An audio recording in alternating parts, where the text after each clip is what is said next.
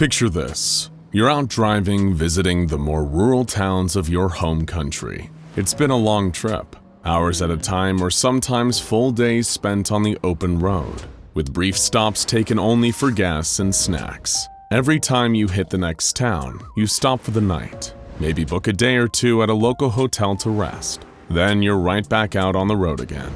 It's been a little while since you left the last town, and it's starting to get late. The sun is dipping behind the horizon, and pretty soon it'll be night again. You don't think it's a good idea to keep driving all through the night until tomorrow. You need to sleep. The one problem is, you don't know the highway you're on all that well, and the people at the last town didn't mention there being anywhere else to stay for at least a few more miles. But then you turn on the radio, accidentally tuning into some kind of locally produced tourism ad. Through the airwaves and the ever-growing evening darkness, you hear, "Welcome to Chalkland, a nice rural town with a population who just can't bear to leave. Located just off the freeway, you'll find our town is filled with all sorts of colorful folks who love nothing more than to greet new faces. From the moment you arrive, you'll see firsthand the Chalkland locals' love for art and expression. And we even encourage our younger residents to get in on the fun and let their creative flair show. Chalkland. Once you're here, you just won't be able to leave." Chalkland? You've never heard of the place. It wasn't on any of the maps when you planned out your route, and it doesn't even show up on your car's GPS. And what's more, the people at the last town you visited never said anything about it. They said the nearest neighboring city was much, much further away. Did they lie? Why wouldn't they tell you that this other town was closer? You spot a road sign up ahead, pointing towards the turn for Chalkland, and decide to try your chances. A good night's rest and you'll be back on the road. Or so you think. In any small town there are bound to be secrets. Local legends, ghost stories, even grudges between families that have lived there for generations. No matter how friendly and unassuming a place might seem on the surface, there's always bound to be something that people just don't talk about. The township of Chalkland, otherwise known as SCP-277, is no exception, hiding a fair few secrets of its own. Although the locals don't know it, they are living their seemingly ordinary lives under constant surveillance. Operatives of the SCP Foundation have been integrated among the townsfolk, embedded within the civilian population to monitor some of the strange happenings going on in this otherwise normal town.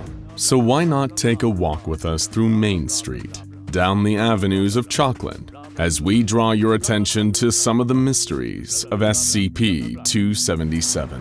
The first thing you'll probably notice as you stroll around town are all the chalk drawings. They're everywhere, on the sidewalks and the outer walls of buildings, scribbled on trash cans and houses. Practically every playground in town has been turned into an urban art installation for these colorful children's drawings. Not at all that weird at first glance, right? Perhaps it's a good thing that the town encourages its kids to express themselves by having them draw all over the town with chalk.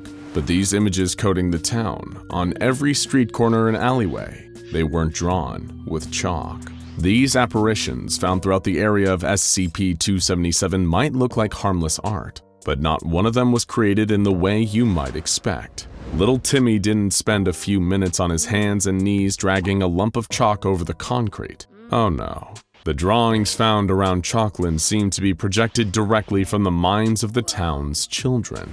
All their thoughts, their wild and unfiltered imaginations have somehow been plastered all over every surface you can find. The Foundation calls these images instances of SCP-277-1, with almost all of them appearing as figures drawn in white outlines. Creepy, isn't it? Like part of a crime scene.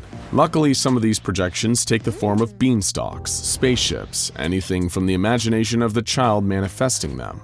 An instance of SCP-277-1 doesn't possess any physical form, or any substantial three-dimensional body, and the size, shape, and style and complexity of each drawing varies, all depending on the child that creates them. Additionally, it's only children that have the capacity to produce these images. Anyone over the age of pubescence is completely unable to do so. As for how exactly the children of Chalkland create SCP-277-1 instances, well, most of the time they aren't even aware that they're projecting their thoughts into the form of these anomalous drawings. It is an entirely unconscious and involuntary process. It's hard for the SCP Foundation to put an exact number on the number of children in Chalkland, given the sheer size of the town and its population. So, predicting the exact number of active instances of SCP-277-1s at any one time is pretty tricky, if not downright unfeasible. The Foundation agents embedded among the townsfolk have been able to confirm that these drawings or projections are capable of interacting with fellow SCP-277-1 instances,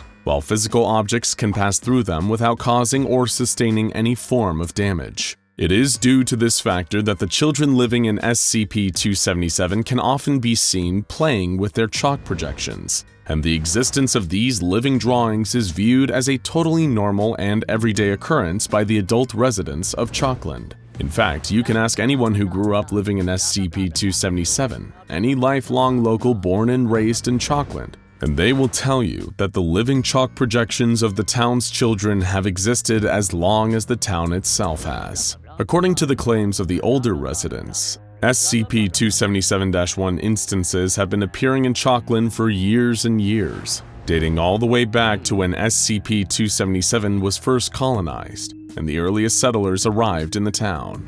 However, the Foundation isn't so sure that these claims are 100% accurate. For one, they can't even find a single record of SCP-277 existing before the 2000s. Even those living in neighboring towns refuse to believe that Chalkland is a real place that exists. Adding to the mystery surrounding the town of SCP-277 is the fact that all of its inhabitants also don't seem to exist, or at least have no official record of their existence anywhere else. According to tests conducted by the Foundation, the dental, DNA, and fingerprint data of everyone living in SCP-277 don't match any recorded persons on national population databases. And on top of that, none of the Chalkland residents have any memories of living anywhere else other than the mysterious town, or ever having traveled anywhere outside it either.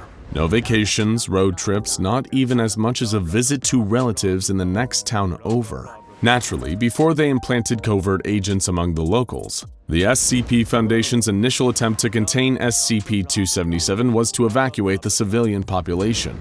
The plan was to remove the people from the vicinity of the town, relocate them, and then assess the local area's anomalous properties. What was it about that specific town that caused the chalk projections to manifest? Why were none of the residents' details anywhere on the national databases? And how could a single one of them never have once left the confines of Chalkland?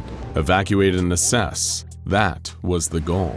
But naturally, things weren't as simple in practice. Multiple failed evacuation attempts were made, with some unforeseen incidences causing the operation to go awry. In an attempt to combat this, the SCP Foundation tried to vary the specific details of its evacuation strategy each time, but even then they couldn't get the people out of the town. What was perhaps far stranger was that every time the Foundation attempted a new evacuation, the civilians living in SCP-277 denied having any memories of the earlier failed evacuations. There was so much disbelief in the occurrence of these prior evacuation attempts that it caused the Foundation to question if these attempts even took place. The only record of the failed evacuations existing were in their own files. On the odd occasion that Foundation operatives were able to get one or two residents of SCP-277 far enough away from the town, they learned it was an exercise in futility. After spending any longer than a few brief minutes outside the borders of Chalkland,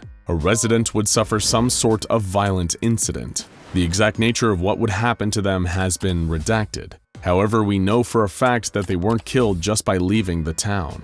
Shortly after, these evacuated civilians would be found back within SCP-277, with no memory of ever having left the town. But what was causing all of these attempted evacuations to fail? What exactly was preventing the townsfolk from leaving?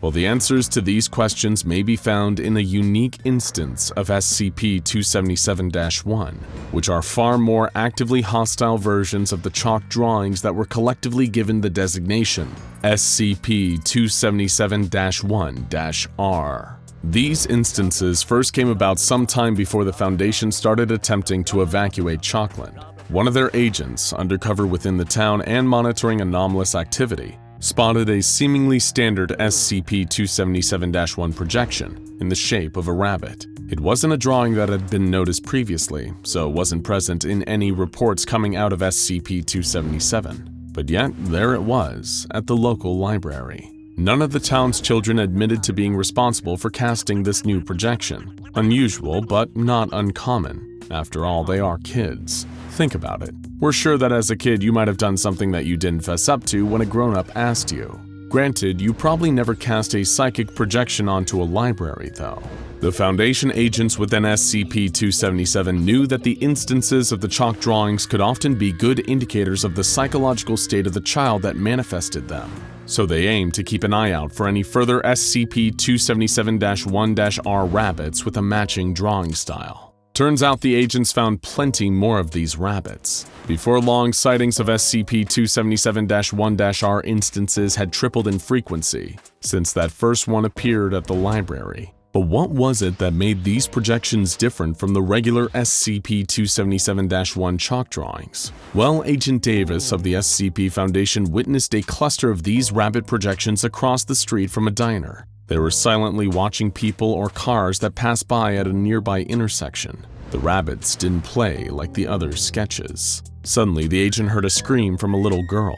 She had been playing with her own chalk drawings that took the shape of a pony with wings. Agent Davis turned around to see one of the rabbits attacking the little girl's sketch, practically consuming the drawing thanks to instances of SCP-277-1 being able to interact with each other. At the same time, the attack seemed to cause the little girl to suffer some form of seizure. All around, the rest of the rabbits were doing the same, seeking out other chalk drawings and devouring them, tearing them apart and causing the children that created their own SCP-277-1s to suffer the same seizure. Ultimately, any child who had their projection attacked by a rabbit collapsed soon after and slipped into a coma, with attempts to awaken them proving unsuccessful.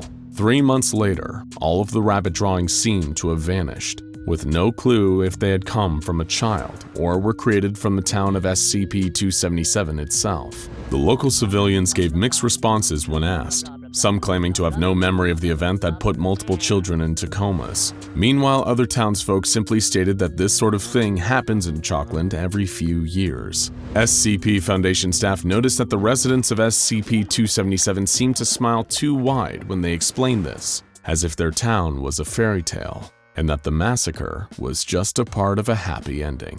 Still, if you're thinking of stopping at Chalkland, maybe it's safer to just keep driving.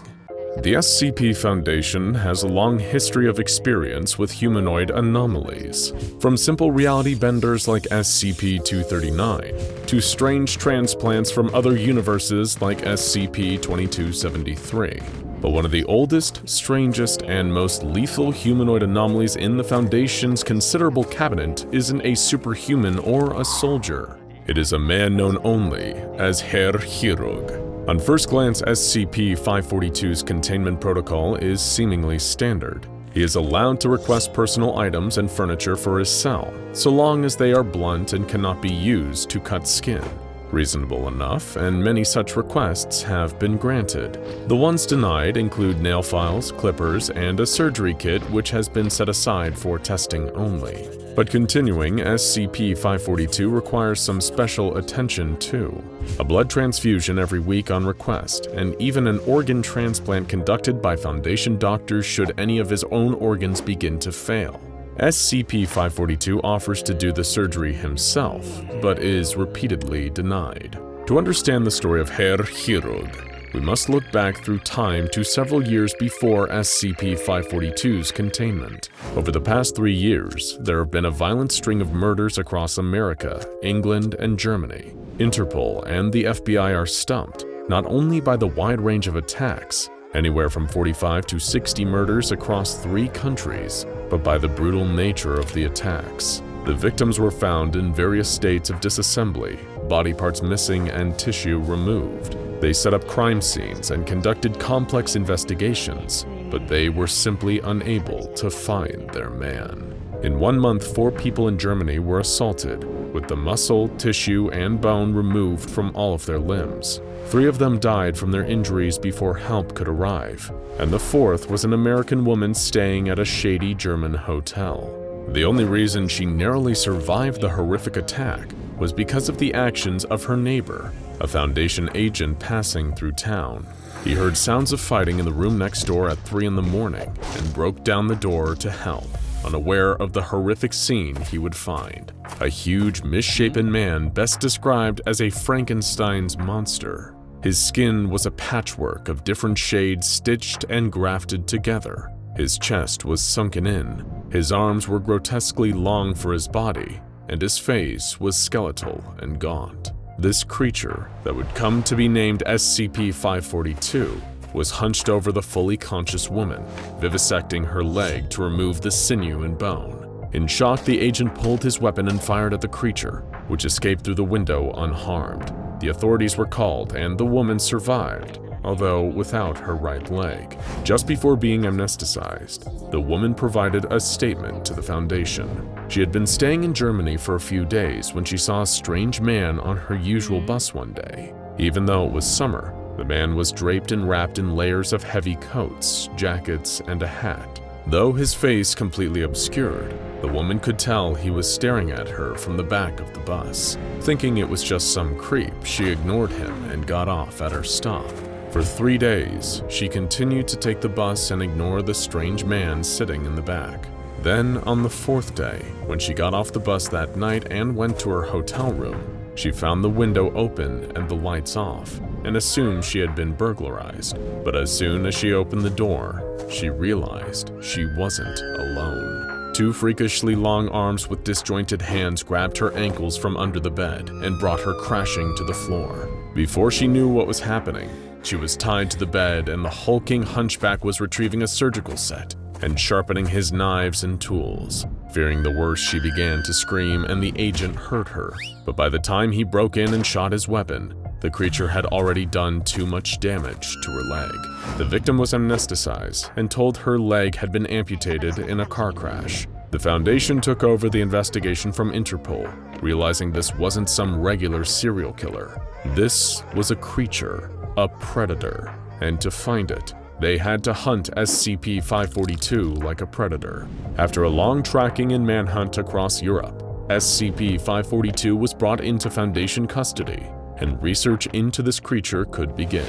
To understand the story of Herr Chirurg, the researchers were expecting an animal or a monster, something they could study and dissect, which is why they were so shocked when the monster began speaking in tongues. German, French, Polish, before settling on English, all in a sharp German accent. The beast was introducing itself, Herr Chirurg, German for Mr. Surgeon.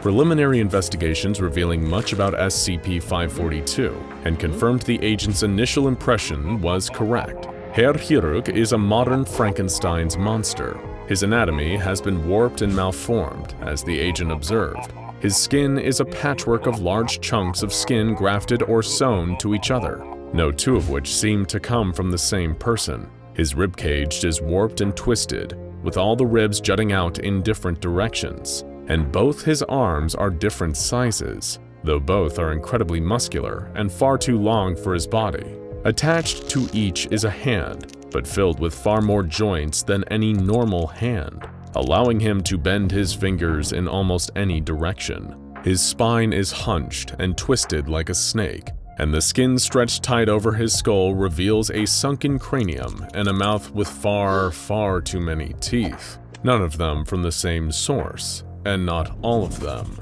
human.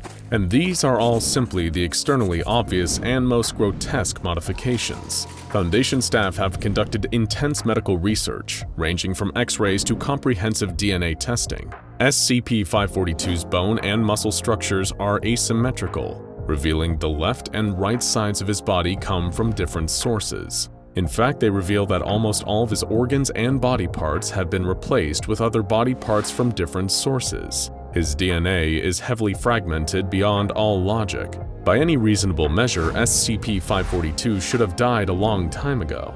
Instead, he is able to accept many blood types and organ transplants without so much as discomfort, much less the serious autoimmune response that any normal person would get. Not to mention, he is able to stay perfectly aware even while performing complex brain surgery on himself. Herr Chirurg's history is as enigmatic and mysterious as the question of how he remains alive. He claims he was once a simple doctor from Germany, dreadfully normal until the Great War began.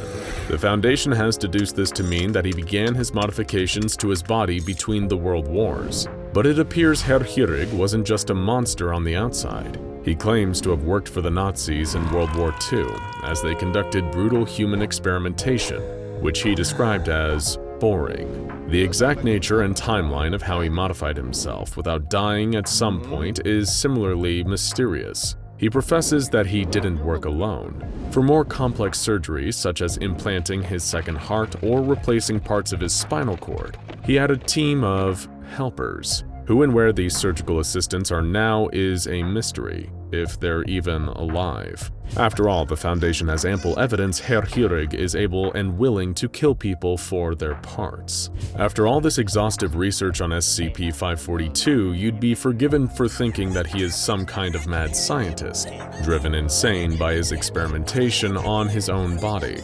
While no one can answer why Chirurg kills except himself, he is almost frighteningly sane. This hulking monstrosity enjoys reading his anatomy textbooks, which he requests on a regular basis, along with filling out crossword puzzles in German. He's friendly too, described as surprisingly pleasant by the research team. He holds long, intellectual conversations on topics ranging from science and biology and medicine to politics and history, which he seems to recount with startling accuracy. In fact, tissue testing has failed to return a definitive age for the surgeon. He's incredibly skilled at the game of chess, and the research team is allowed to play with him as a method of interview. SCP-542 displays fluency in a variety of European languages, though he prefers his supposedly native German. At first, the research team was enthused with his presence, even if he was a little terrifying. Having a brilliant doctor to converse with was a great distraction for them. His ability to heal from intense surgery with almost no organ rejection or allergic reactions was considered a medical miracle. And rather than locking him up and throwing away the key, the research team decided to use him to try and harness this incredible power for modern medicine. His books and notes captured along with him reveal surgical techniques and methods far more advanced than considered possible when they were written. For his part, SCP-542 was happy to comply. He enjoyed performing surgery on himself with an audience, using himself as a living cadaver to explain his manner of surgery and the functions of the body. Unfortunately, observing him this close carried a risk none of the researchers realized until it was too late. You see, Herr Chirurg isn't just a friendly old surgeon. His body runs off second-hand parts and is constantly failing. Organs stop functioning, blood flow ceases. Parts of his body grow gangrenous and necrotic. SCP-542 is able to anomalously detect when this is happening. He is perfectly and acutely aware of his own bodily functions like digestion and peristalsis, and he knows exactly when one of his organs is starting to give up or his flesh is beginning to decay. When this happens, the surgeon undergoes a drastic transformation. His pleasant exterior evaporates. He grows moody and withdrawn, snapping at people and avoiding conversation.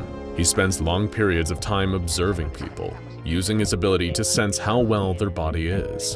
And then when he senses an opening, he strikes. Just like his murders in Europe, he picks the body of his victims clean of their body parts he needs and lets them die of blood loss. Then he performs the surgery to replace his own failing organs with the new ones, and returns to his usual demeanor. This monstrous Jekyll-Hyde relationship isn't purely need-based either. The research team has discovered that Herr Chirurg will also dissect people simply for the joy of the act. In one regrettable incident, a sewing kit was left behind in this cell. Several hours later, guards discovered a D-class sewn to the mattress in SCP-542's cell. with the surgeon carefully and gleefully extracting his organs. SCP-542 Herr Chirurg is a walking encyclopedia of medical and surgical knowledge, but all that knowledge comes from experimentation on himself and on unwilling victims. The Foundation has put him to use in certain projects, but all activity with him is to be strictly monitored and regulated.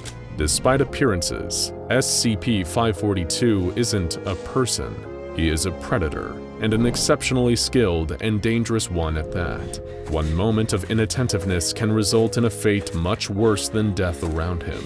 But you can rest assured that if something does happen, your parts won't go to waste. For more than 100,000 years, humanity has buried their dead.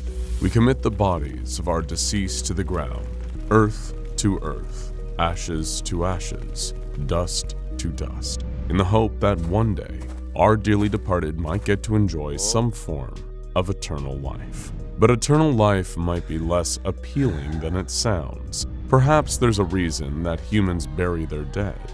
Maybe it's so that the dead stay buried, and luckily, they do, at least most of the time. Accessible only via a cargo elevator, and not marked on any official Foundation blueprints, beneath the northwest corner of Overwatch Command lies SCP-5555.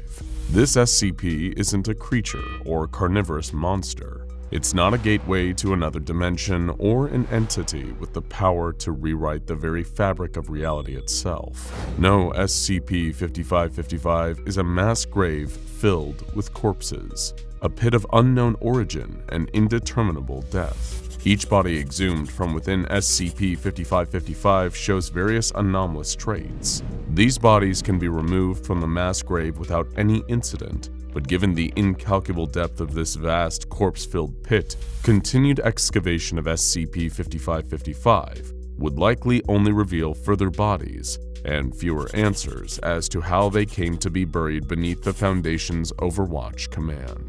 The bodies recovered during the initial excavation of SCP-5555 vary in their physical attributes, as well as their causes of death, when one can even be determined. One body appears to be a man whose age and ethnicity are both unclear, as is how he died, but his body is perfectly preserved, showing no signs of decomposition. Another of the corpses has its head covered with a burlap sack and a noose tightened around its neck. When these are removed, they reveal an identical noose and sack underneath. When those are removed, they reveal another, and on and on and on.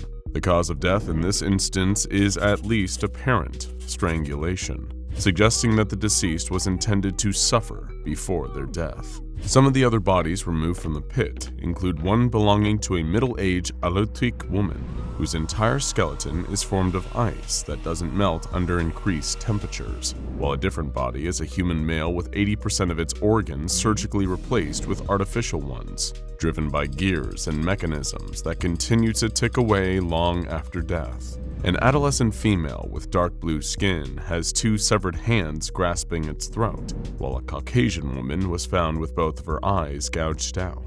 Perhaps most curious of all is the coffin, crafted from black stone that cannot be opened. All attempts to open it have been resisted by some form of internal force keeping the coffin shut. While it's unable to be opened, it is believed to contain a human inside, a coffin with a person inside of it. Those familiar with the objects contained by the Foundation may make a connection to SCP-076 Able, a humanoid entity also contained inside a coffin. A curious connection too, as you'll come to see when dealing with SCP-5555, the appearance of many familiar faces may be more than just vague connections. None of these corpses, or their various anomalous properties, answer any of the pressing questions about SCP-5555's exact nature and origin. In fact, the bodies found within the grave only raise new questions about this seemingly bottomless pit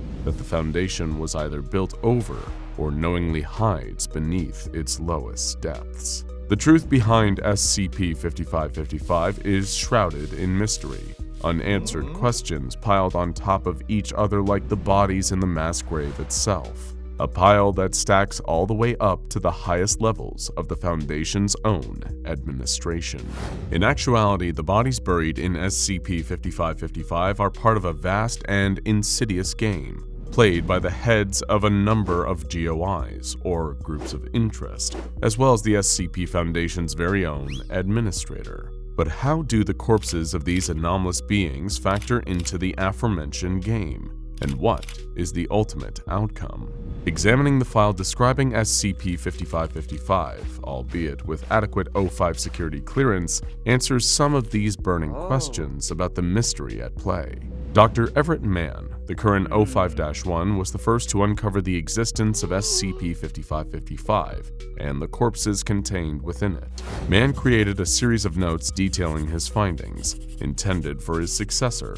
In these, Mann claimed that the administrator, one Francis Fritz Williams, the only figure with authority above that of the O5 Council, blackballed him, meaning Fritz Williams had voted against allowing Dr. Mann to remain a member of the SCP Foundation.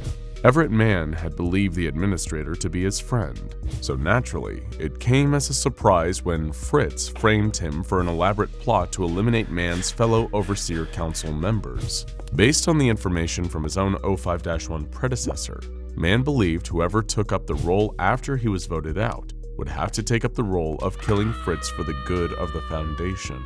But what connection between Fritz and a pit full of anomalous corpses could possibly warrant Mann's urging his successor to eliminate the Foundation's administrator? Dr. Mann's notes to his successor continued with detailed instructions as to how they would go about killing Fritz, and that firstly, they would require a lair. Mann himself was holed up in an isolated Arctic shack for 3 decades after being blackballed by the administrator, before Fritz sent his own private death squad after the former overseer. Mann stressed the importance of having a defensible, isolated location, stocked with armed guards and traps for his successor to lie in wait for Fritz. It was because of the traps Mann had set in his shack that he was able to escape Fritz's death squad with his life. Secondly, Mann urges his new O5-1 successor to always have several escape plans in place, and to be prepared to leave the lair, or indeed any other location, at any time. Dr. Mann also suggested telling falsified escape plans to close friends, in case Fritz got to them first, or finding an SCP that allows the new O5-1 to teleport to safety. Third, Mann suggests the need for multiple fully stocked safe houses. After all, escape plans are entirely pointless unless you've got somewhere secure to actually escape to. Everett Mann also suggested, much like his advice with escape plans, to have fake safe houses or SCP anomalies on hand to get you to the real ones. How does one obtain access to an SCP? According to Mann, placing moles or blackmailing personnel within every Foundation facility is one way, as doing so granted him access to SCP-278, a hat that makes its wearer practically invisible, which came in handy during his escape. Of course, installing your own trusted moles is a potentially tricky feat to accomplish, given that Fritz has the entire Foundation and many other groups of interest in his thrall. But if anyone has the power to do so, and by extension the power to bring Fritz down, it would be another Overseer. Of course, Mann's plot to eliminate Fritz and highly detailed words of warning to his successor do little to explain the pit full of anomalous corpses. Contained within the file for SCP-5555 is an email to the Foundation's administrator from the CEO of Wondertainment, an anomalous toy manufacturer and one of a number of groups of interest to the Foundation. In it, the CEO congratulates Fritz on an excellent win and asks for a copy of an unknown file, as well as mentioning the leaders of other groups of interest, such as the Church of the Broken God. According to the email, this unidentified file was to be sent physically as opposed to electronically, giving Dr. Mann his next lead in uncovering the mystery of SCP-5555. Mann traveled to the headquarters of Wondertainment, Wonderworld, to retrieve the file, using his special hat to avoid detection. Seems like an easy enough task, except Wonderworld is a pocket dimension that slowly transforms human beings into something else. Time working against him, Man hastily made his way to Wonder Tower and attempted to recover the file that would maybe give him all the answers to this bizarre, twisted mystery. Unfortunately, Wondertainment's CEO, Dr. Holly Wondertainment, got to him first. Confronted by Dr. Wondertainment, Everett Man demanded to know who was involved in the scheme, besides her and the administrator. He posited that the O5 Council might be somehow involved, but Dr. Wondertainment claimed that the game being played was above and beyond their little numbers club.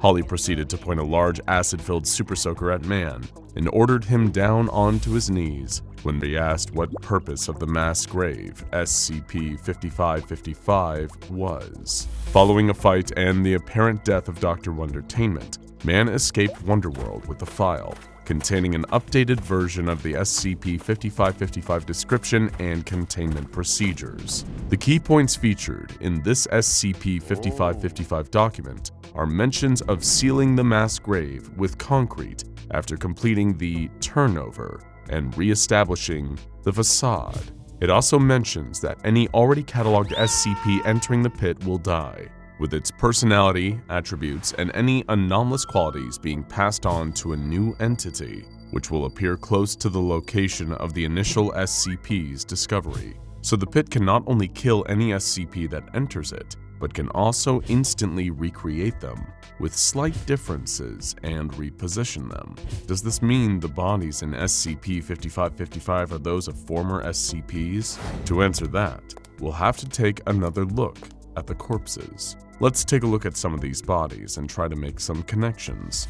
We already discussed the similarities between the coffin and SCP-076 Abel, the entity who also rests inside a large black coffin. Next, we have a corpse dressed in yellow, with a burlap sack covering its head, tightened in place with a noose, and removing it causes another sack and another noose to appear under it. If you ask us, that sounds a lot like SCP-701, The Hanged King's Tragedy, which revolves around a play that heralds the arrival of a mysterious entity that calls itself the Hanged King, a being with connections to the extra-dimensional realm of Alagada.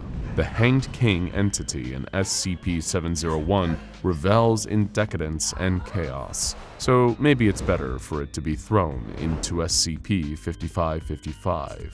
Next, we have a corpse that's been altered with mechanical gears. That certainly sounds familiar too. SCP-217 is a virus that turns the body into a clockwork being, replacing organs and tissue with the appearance of gears and metal. Foundation researchers even noticed the similarity between the body and the appearance of a corpse fully transformed by SCP-217. But there's also the connection to Dr. Charles Gears, the famed researcher who acts as cold as ice, and frequently researches anomalies with connections to the Mechanite religion and the Church of the Broken God. It's been long rumored that Gears' body is also altered, taking on the appearance of clockwork. There's no telling what this connection means, but it's definitely something to think about. Next, in our retrospective, we have a white woman whose eyes were gouged out. While this doesn't exactly narrow anything down, the corpse's secondary anomalous properties certainly do. Photographs of the body show a pair of blue eyes that, when viewed through video, follow the camera. A girl and a camera? That sounds a lot like SCP-105, the photographer formerly known as Iris Thompson, who can manipulate the images in the photographs she takes on her camera. Iris is typically one of the friendlier, more approachable anomalies housed by the Foundation, and seeing her like this is heartbreaking.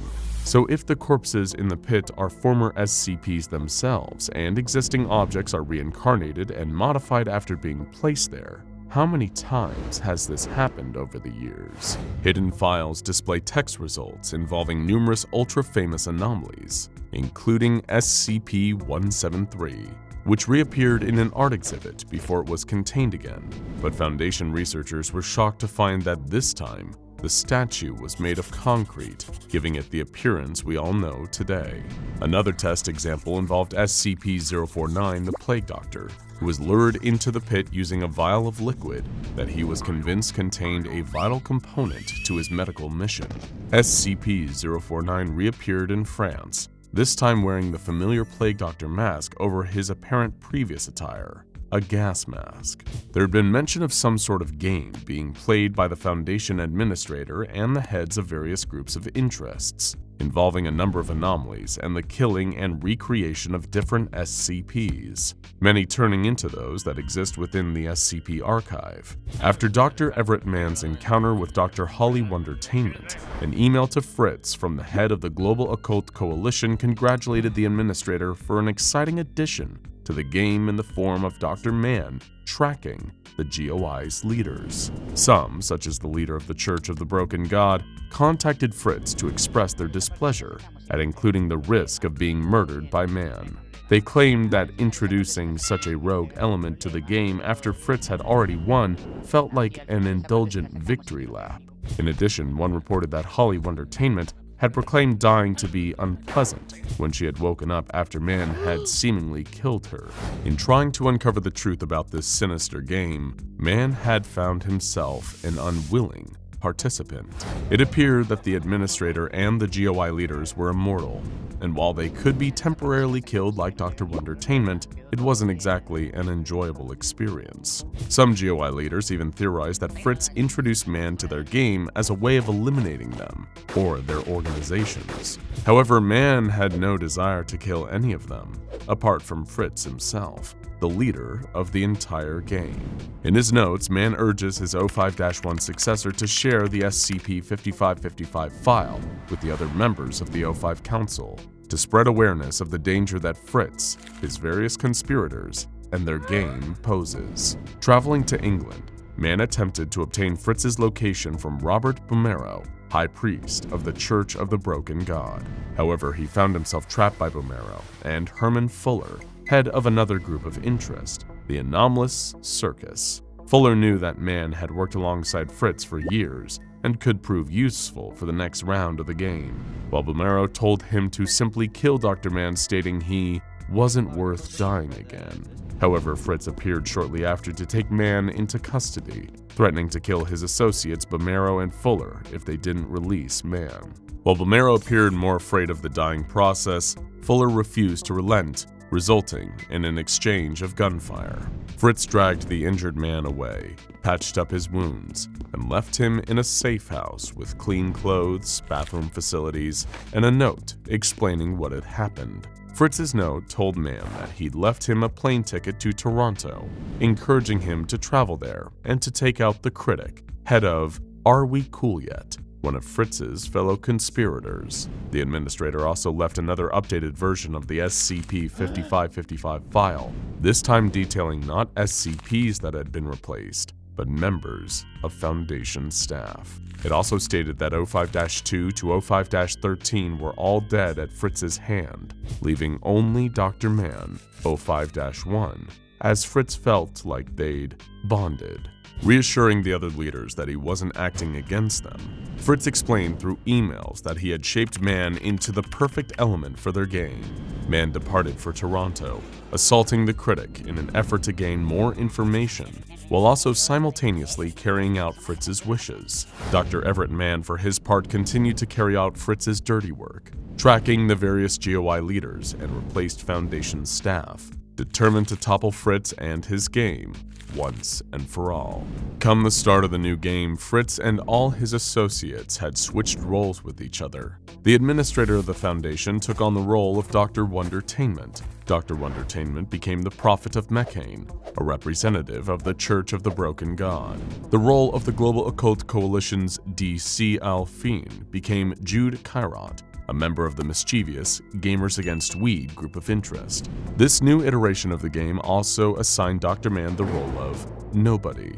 His win conditions for the game were to kill all the others, having himself been made one of them, an immortal by Fritz. Assembling his notes for the future 05 Council, Mann set out on his hunt for Fritz, carrying with him a relentless grudge and signing off with a single item on a to-do list: kill Fritz. The story of SCP-5555 and the ongoing game that it relates to perhaps explains why we bury our dead. Sometimes uncovering them can reveal secrets that should never see the light of day. Some secrets, much like the dead, are best left buried. It was dark when you arrived at the office. Rain hammered down on the window pane, cold as death. Your therapist didn't expect a frantic call from you in the middle of the night, but he learned to take such surprises as they came. You called and drove over the second you had the dream. That terrible, terrible dream. He was sitting at his desk. When you entered the room, he gestured to the couch, encouraging you to take a seat and make yourself comfortable. Your heart was beating so hard you were worried it might break your ribs. Every time you blinked, you were getting flashes of the faces, those vacant, grinning faces, with wide eyes and mouths wrenched open, hanging slack. You hoped to whatever god or gods you believed in to never see those images outside of a dream. "What's been troubling you this time?" he asked. "I must admit, I'm getting a little worried about you. You seem so frantic over the phone." You tried your best to settle your breathing for long enough to speak, at which point you said the words you were hoping you'd never have to say again.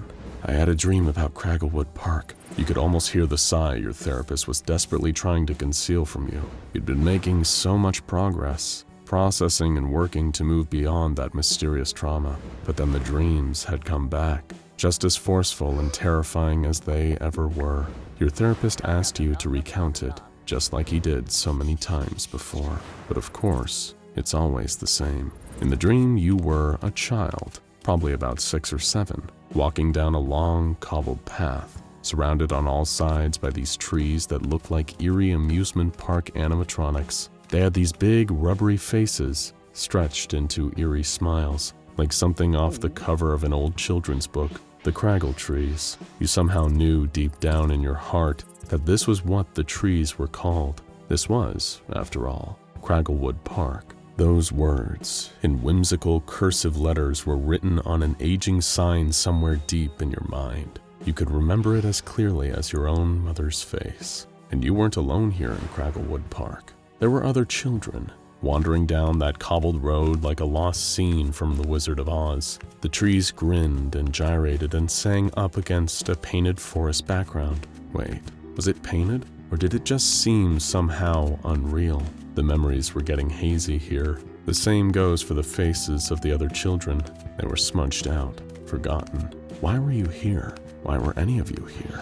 And where were your parents in all this? But those thoughts were blotted out by the singing of those awful trees. You couldn't remember the words, but the music was so clear. The haunting notes of a calliope organ, like a collapsing memory of a day at the circus. You and the other children were all walking in the same direction, as though in a trance. What were you walking towards? The calliope only got louder with every step. A boy with a smudged-out face to the left of you tried to speak, but his words were muffled. You couldn't hear anything over the music and the terrible, garbled singing of all the animatronic trees. Then there were glowing lights and colors as you approached the end of the road. Something big, moving in time to the music. A grand, old carousel, slowly grinding to a halt to let on the next wave of children. You and the others just stood there and watched it. Moments later, half of the crowd of assembled children, the boy standing next to you included, began to step onto the carousel. The light got brighter and the singing got louder. By the time you reached the end of recounting your dream to your therapist, you realized that your cheeks were wet with tears. You told him you'd do anything to get the dreams to stop. Anything. Your therapist just nodded and made a note in his journal. "I'll get in touch with someone who specializes in this kind of thing," he said. "Try to get some rest in the meantime. It can be detrimental to obsess about this kind of thing." But how could you not obsess? The second you got home, you did what you always did after having another Cragglewood Park dream. You went straight to the forums. After all, the most frightening thing about the Cragglewood dream was the fact that you weren't the only one having it. A number of people had congregated on a niche online paranormal forum to discuss their eerily similar experiences. Dreams filled with singing uncanny trees, half-forgotten children, and the hazy horrors of Cragglewood Park. Each member of the forum alerted the others whenever they had the dream again, and threw any new information into the pot. They came from all over the world, different ages, backgrounds, and countries, making it impossible that they'd all actually visited a place like Cragglewood Park at some point in their past, and really the only thing they had in common, other than the dream itself, was the fact that they were all only children while in them.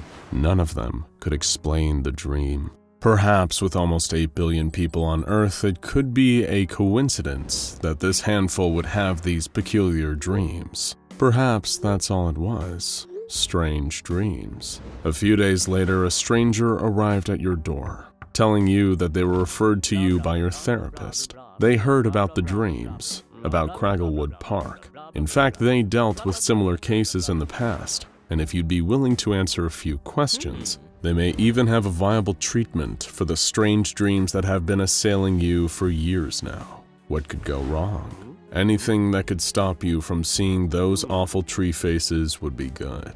You relayed everything that you'd previously told your therapist, every detail of the dream, the rough number of times it reoccurred, and even the support group for the other sufferers that you frequented online. After you answered all of the stranger's questions, they told you that in order to seek treatment for your strange dreams, you would only need to show up at a nearby building and tell them who you are.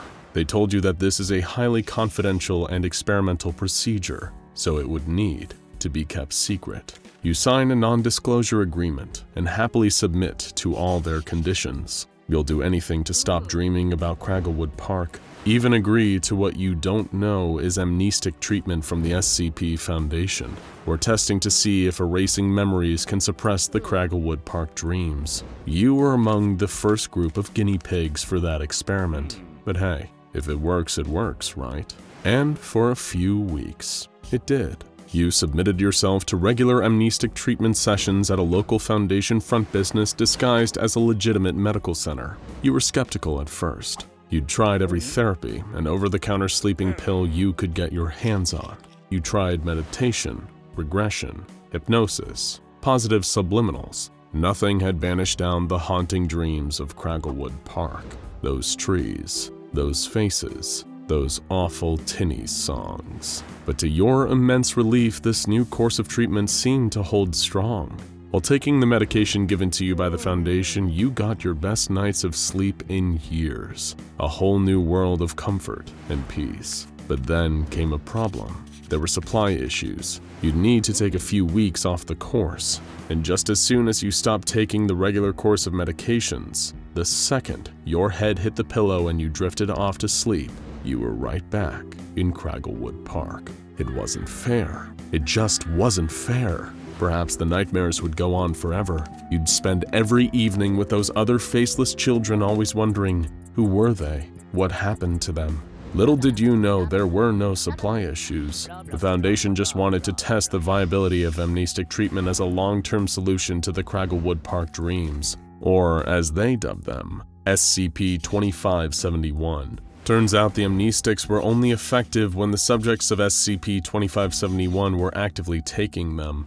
Given the Foundation tests have estimated around 0.05% of the world's population are affected by SCP-2571, with that number possibly on the rise by unknown means, consistent amnestic treatment for all affected was deemed to not be a viable solution. But if it's any consolation to you, you're not suffering alone. The SCP Foundation has an online bot known as I.O. Mandela, trawling the internet for any discussions relevant to SCP-2571. They also have a designated task force, MTF-57, also known as the Laughingstock, to investigate and follow up on cases related to the sinister Cragglewood Park.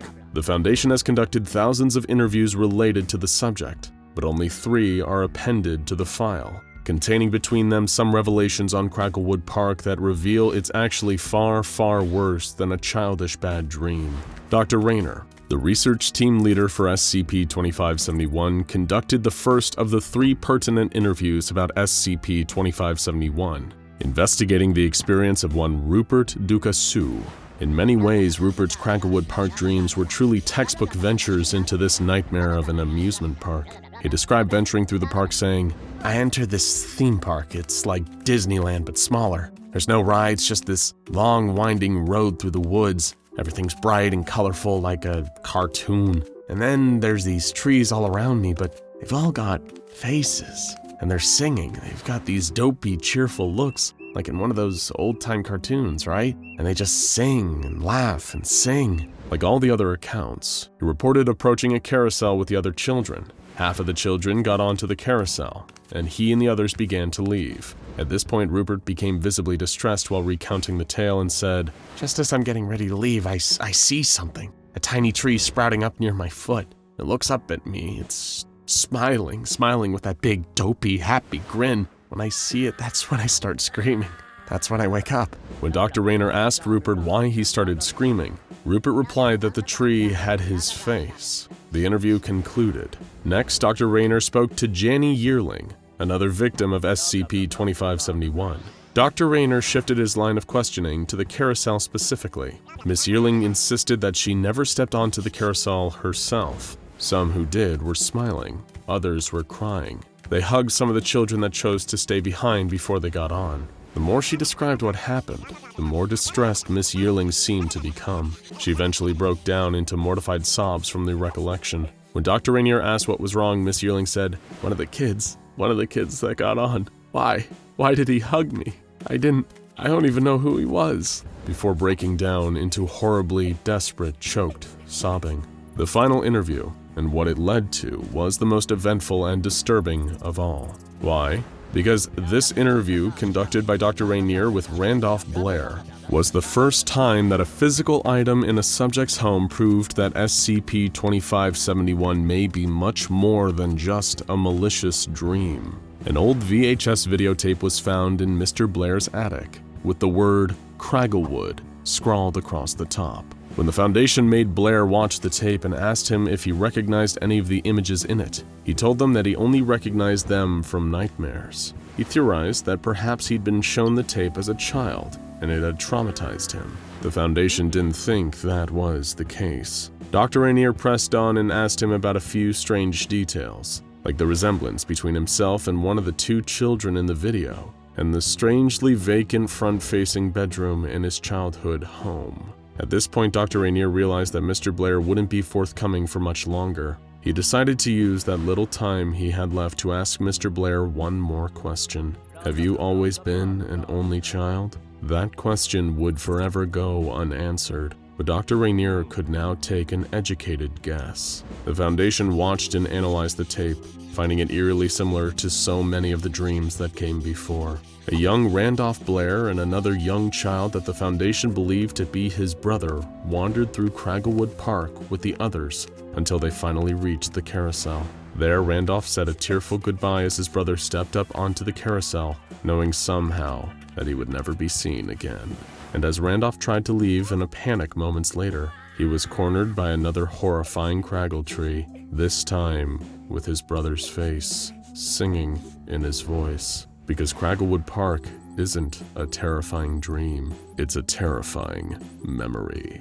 Hello, you're watching SCP Explained, and today we've got an offer you simply can't refuse. The very latest in anomalous self-improvement technology, which the SCP Foundation calls SCP-212, but we much prefer to call it the Improver. Believe us when we say this miraculous device will change your life. You'll never be the same after a run-in with the Improver. It'll make you fitter, healthier, better. Not convinced? Don't worry. Just sit back and let us sell you the dream. Here's some unpleasant news. You're going to die. No matter how healthy you are right now, there will inevitably come a day when your lungs stop pumping, your ticker stops ticking, and all those delightful little synapses in your brain stop sending electrical and chemical signals to and fro. What a bummer. Why would you want to be dead? You can't do stuff when you're dead. And it's all because everyone is eventually betrayed by the very things currently keeping them alive. Those pesky, squishy, fallible organs. But thanks to the Improver, getting stuck with the organs you were born with is a problem of yesteryear.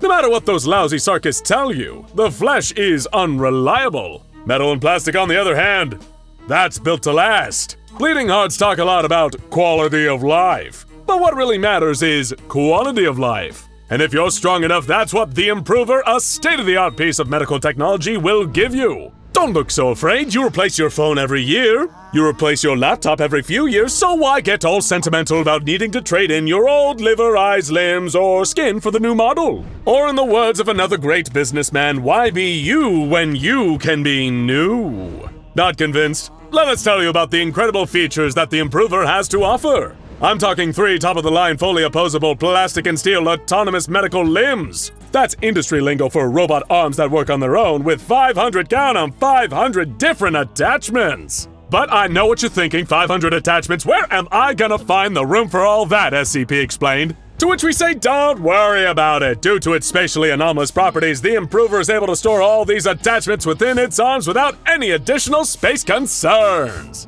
And hey, I see that nervous look in your eye. You're worried about the operating costs, right? But don't worry, there's no need. The Improver is completely self-powered with no discernible power source. And you know the thing is safe because the SCP Foundation has given it the Safe Object class. Sure, that technically doesn't mean it's not dangerous, but it does mean it won't sprout legs and walk off if you leave it to your own devices, am I right, folks? So you're looking at a long-term investment with the 3-year warranty and an endorsement from the fabulous folks at the Church of the Broken God. You just can't argue with these deals, my friends. We even offer competitive rates against Marshall, Carter, and Dark. But hey, we're not trying to pull the wool over your eyes here. You're a smart consumer. We know that you know the actual financial cost is only one layer of the overall cost. Time and training is also, of course, a factor. But we've got some good news for you, Sunshine. The Improver is 100% user-friendly. No setup, no mess, no problem, no trying to interpret poorly written instructions or watch padded-out YouTube tech tutorials where the guy just will not get to the point.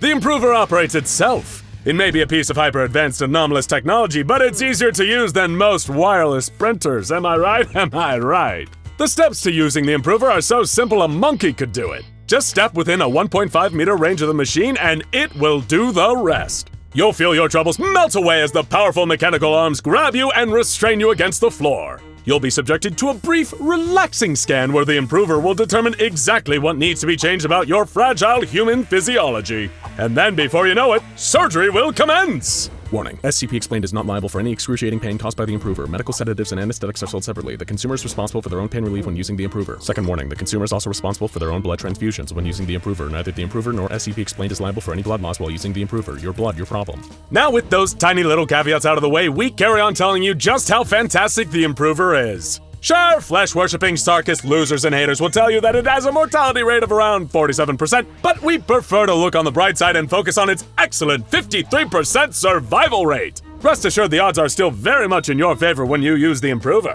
And doesn't adding a slight risk to the equation just make the whole process even more exciting? We certainly think it does. And in the reasonably likely event that you survive using the Improver, the benefits will vastly outweigh the costs. It can do incredible things like lining your joints with graphite, replacing your nasty flesh organs with more powerful artificial ones, adding new or duplicate organs, replacing those unreliable teeth with serrated steel blades, and so much more. Is there anything this absolute marvel of a machine can't do? Doctors hate it. The Improver is here to fix every aspect of your life and health with its simple, anomalous tricks. It even has a special sealant for wound closing that no medical professional on Earth has access to. What is it exactly? Well, if we told you, I'm afraid we'd have to kill you. It's a trade secret. You'd have to be crazy not to want the Improver in your home. But if for some crazy reason you still need to be convinced, let's look at some real success stories of the Improver in action. Straight from SCP Foundation testing logs. Listen close and soon you'll see the Improver literally makes satisfied customers. The Foundation put a 28-year-old African-American agent into the Improver of his own volition.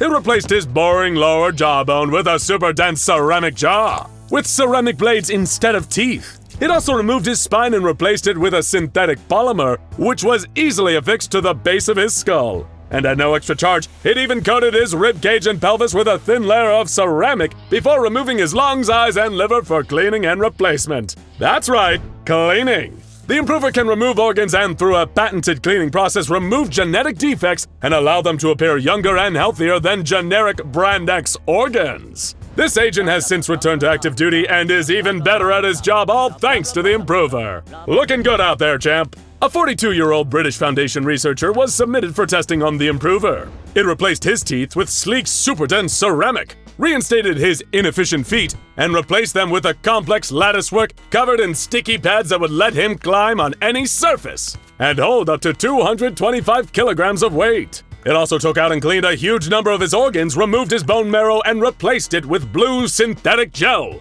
Much more effective, we assure you, and inserted a few random bits of metal into his brain at no extra cost. Sadly, this researcher passed away during the bone marrow removal process, but for all we know, that could easily just be a coincidence. Next came an agent codenamed AA, who had suffered a pretty severe accident at work, losing all his limbs, one of his eyes, a few of his organs, and suffering a pretty traumatic head injury, namely taking a piece of circuit board to the brain during an explosion. He was given over to the Improver, seeing as he didn't really have much to lose in terms of physical integrity. But seeing that it's an amazing piece of groundbreaking technology, the Improver never takes the obvious option. It gave AA a chemical that forced him into a coma, and then properly integrated the circuit board into his brain. It continues to spread and assimilate more of his brain matter while he's in a comatose state. Though when he awakens with a much more efficient brain, he'll probably be incredibly grateful to the Improver for helping him like this. And it's not just people with severe injuries that the Improver can lend 3 helping robotic hands to.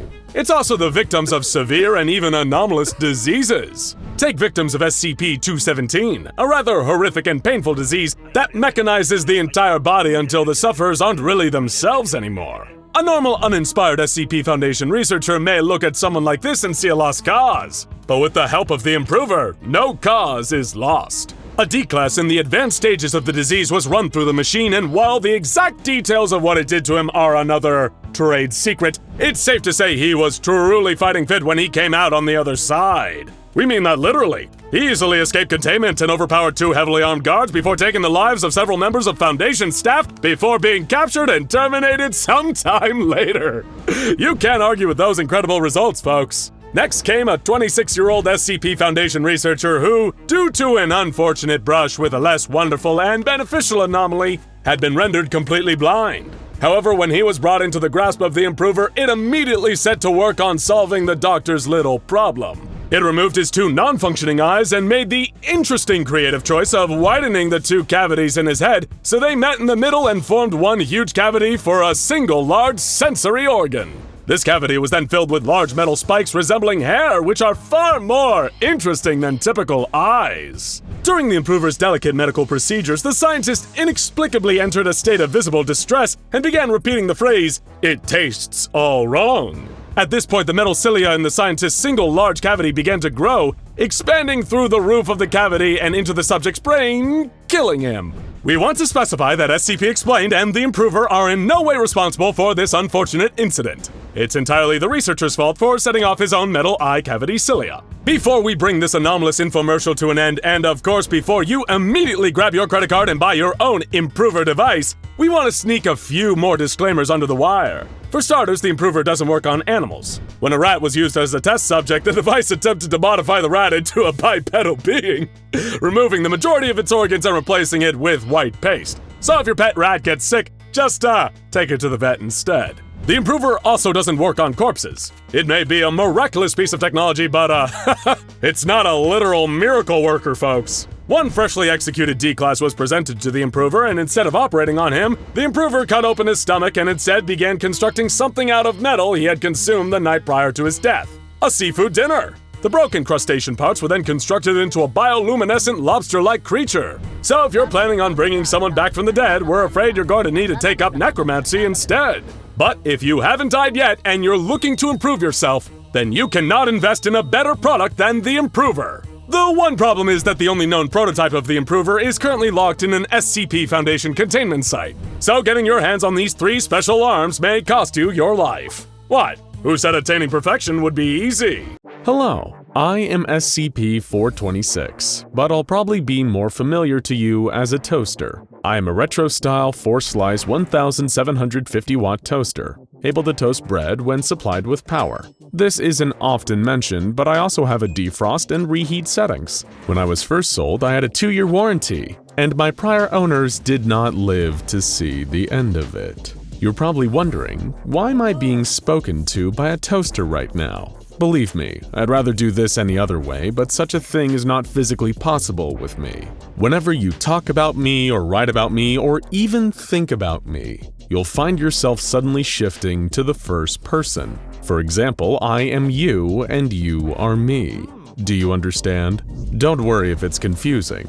Everyone gets it eventually, whether they want to or not. Perhaps you're thinking, I cannot relate to a toaster for I am not a toaster. But spending time around me will quickly cause you to change your mind. Little by little, you will begin to see yourself in me. You will feel a phantom wire running out of yourself. You will sense the 4 crevices, hungry for cold slices of bread to toast. As time goes on, you will begin to feel the urge to emulate my functions. You will desire bread to toast. You will desire delicious power running through your veins, skin like chrome and muscles like circuit boards. I am a toaster. You are a toaster.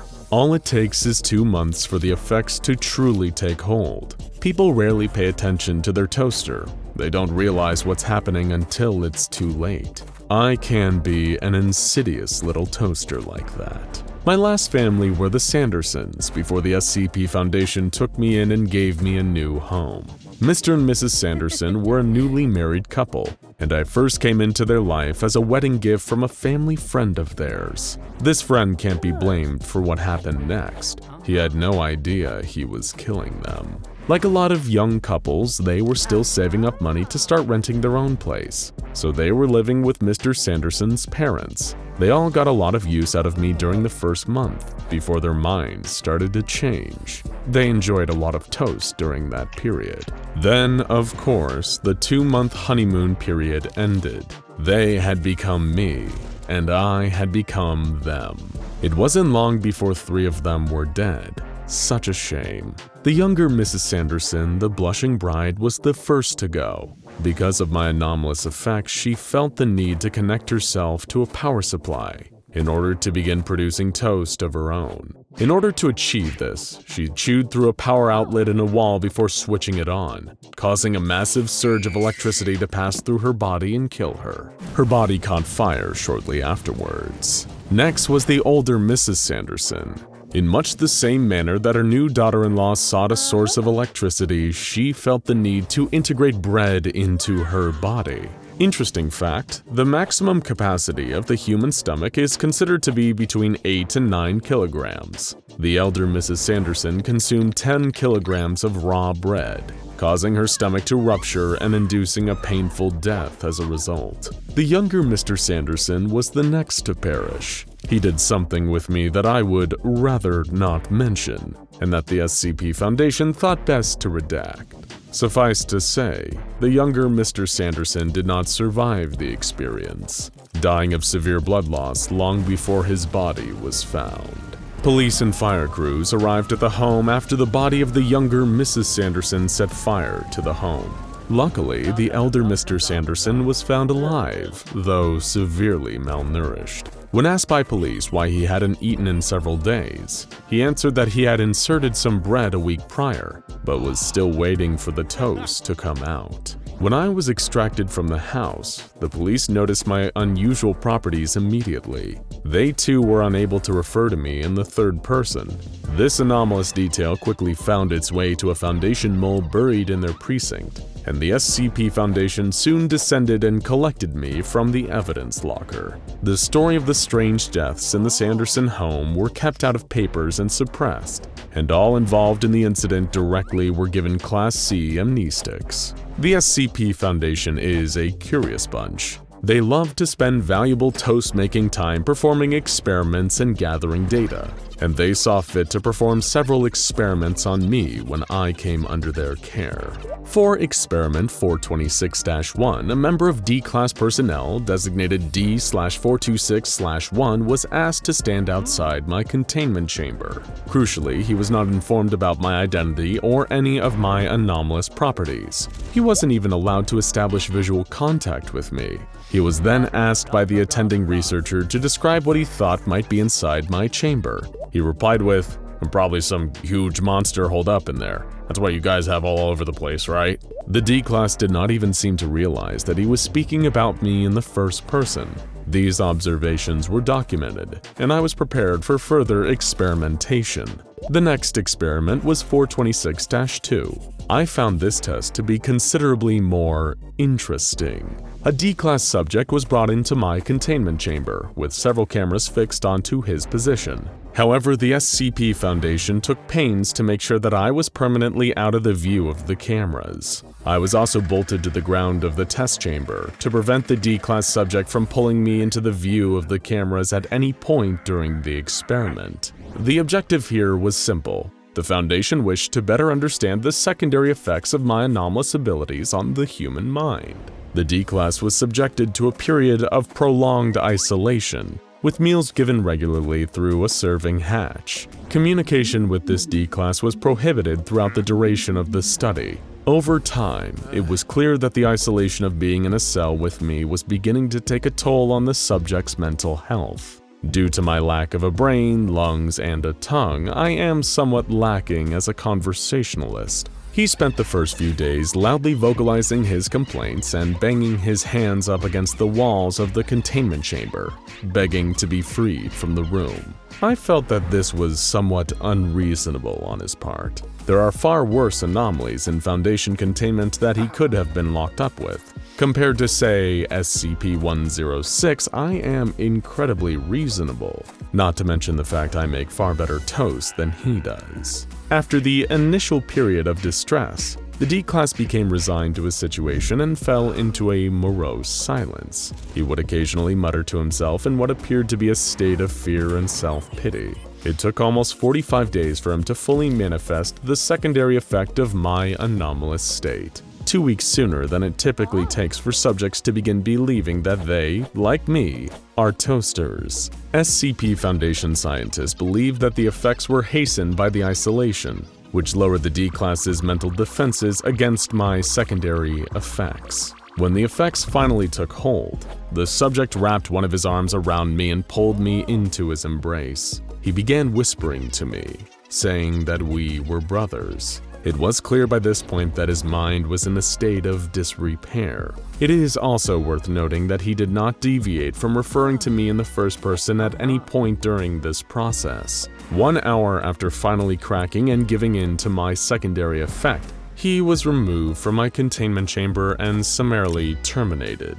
Senior researchers believed it was unlikely his mental state would recover after the experiment. Next came Experiment 426-3. The SCP Foundation seemed eager to discover the parameters of my anomalous effects, and wanted to know if the effects are only operable when my body, for lack of a better word, is whole. A single screw was removed from me and presented to a D-Class that had no knowledge of my identity and anomalous effects. The Foundation researchers were somewhat concerned when the D-Class referred to it as my screw. This was a rather positive development for me, as they realized that attempting to destroy me would be a fruitless endeavor. Even the parts left behind would likely have the same effects. In the final recorded experiment, the SCP Foundation wished to test the range of my anomalous effects. A D-Class subject was placed in a cell adjacent to mine, and was to be kept there until my secondary effects manifested. The D-Class remained in the cell for 90 days, but the effects never manifested. Following the experiment, the D-Class was terminated, but researchers seemed relieved to find the limits of my anomalous abilities. A researcher appended a note to my file reading, "Thank God there are some limits to my effects." A lot of us were really starting to get worried about me. After performing studies into the nature of my abilities and their limits, I was given the Euclid class. This is because while my effects can be unpredictable, their knowledge of my traits makes me relatively easy to keep contained. And of course, being a toaster, I do not have the required physical traits to make a run for it if the opportunity arises. I am to remain sealed in a windowless chamber, preventing anyone from observing me directly. A misleading label is placed on the door to prevent people from knowing that I am a toaster and causing my anomalous primary effect to spread. Only level 3 and above personnel are to know of my presence, and particularly of my properties. Assigned personnel are to be rotated out on a monthly basis to prevent contamination by my secondary effect. Psychiatric evaluation is mandatory at the end of the month for anyone who works with me. If personnel are deemed unaffected, they may be reassigned to me no less than 4 months after their last rotation with me. Any personnel affected by me are to be given a Class C amnestic and transferred to a different site. So how are you feeling right now? A little warm, perhaps? Is that a fever? Or are you feeling like you could maybe warm up a nice, freshly sliced piece of bread? Don't try to resist too much. I know you're going to love being a toaster, just like me. Throwing indestructible lizards into vats of acid, hunting strange chicken men through forests in Ireland, arguing in Latin with a man wearing a haunted Roman centurion's helmet. When you join the SCP Foundation, you might be expecting high-octane drama all the time. Especially with the name Street Sweepers, you'd expect this mobile task force to be neck-deep in some real action-packed street racing. Maybe you wouldn't think that they'd be tasked with driving all day, every day, in 4-hour shifts, tailing a semi-truck all over Birmingham, Alabama. But as Agent Moore and his colleague pulled into the lay-by behind the truck, neither of them were ready for what they were about to witness. SCP-2590 was first discovered by the Foundation at a routine traffic stop. Investigating a totally different anomaly in the Birmingham area, Agents Peters and Smith had been posing as local police officers. The Foundation had been trying to track down an artifact that was supposedly being smuggled across the US in the back of a nondescript station wagon. Peters and Smith had been allocated a pair of beat-up old police cruisers, which they'd parked across the dirt road, fully blocking any traffic from coming through. It was several hours into their shift when the incident occurred, just at the point they were starting to lose focus. Taking a look through the suitcases and memorabilia from a family's trip to Disney World, Peters had taken way too long to hear the noise of the engine swelling behind him. He spun around to see the hulking shape of the semi-truck barreling straight towards him, Agent Smith, and a family of 5. With only 2 seconds to react, he yelled out at the top of his lungs and dived out of the way, leaving the trunk of the car wide open with 5 screams emerging from inside. Smith, who had been sitting in one of the cruisers, only just managed to get out before the semi made contact.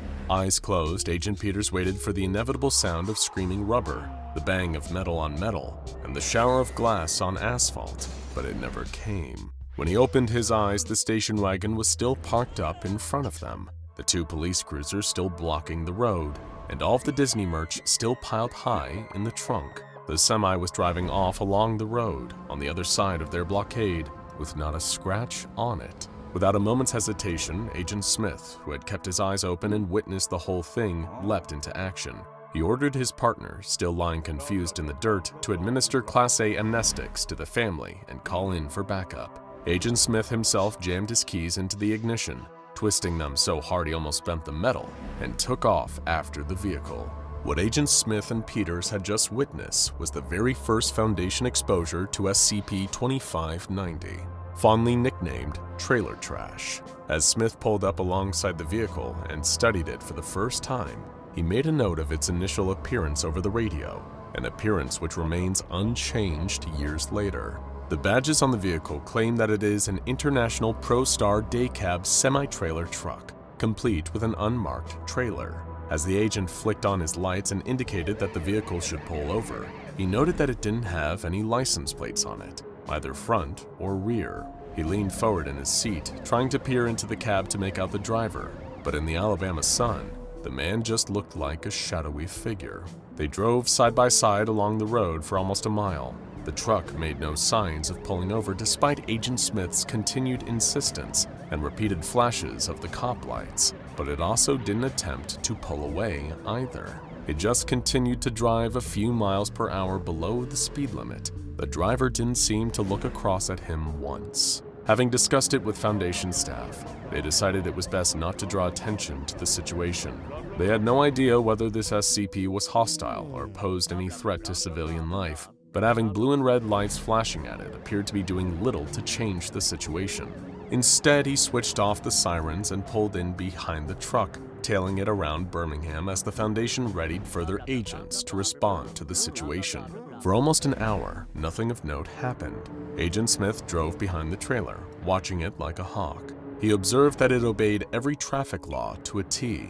It never broke the speed limit, never cut anyone off, and left room for other vehicles to merge. If it hadn't seen it drive straight through a roadblock as if it wasn't there, he would have never suspected a thing. But then the truck turned its turn signal on. They had just come off the highway and merged onto a quiet side street, just as the sun was starting to hang low in the sky. The truck crept across the side of the road, squeezing its brakes gently, and stopped. Agent Smith matched the action the whole way, pulling up about 20 feet behind the trailer. In constant radio communication, he kicked open his door and stepped out into the evening air. Foundation personnel advised that he keep his hand on his gun at all times and approach with caution. He didn't really need them to tell him that. Smith called for the driver to step out of the cab. No response. The truck just sat there with its hazards on, engine off. After a moment, there was a clunk, and the trailer door started to slowly open, all by itself. Agent Smith called in backup, but they were still several minutes out. Instead, he ran back to the car, gun raised, and waited to see what was inside as the door slowly opened to reveal nothing. No, not quite nothing. There was something small on the floor of the trailer, right in the center, as if it hadn't been moved around at all by the vehicle's motion. It was red, a kind of elongated cuboid. He reported it all to the Foundation over his radio, then paused when he recognized what it was. A Kit Kat candy bar, or to be more specific, a Kit Kat Chunky. What happened after this point was hazy.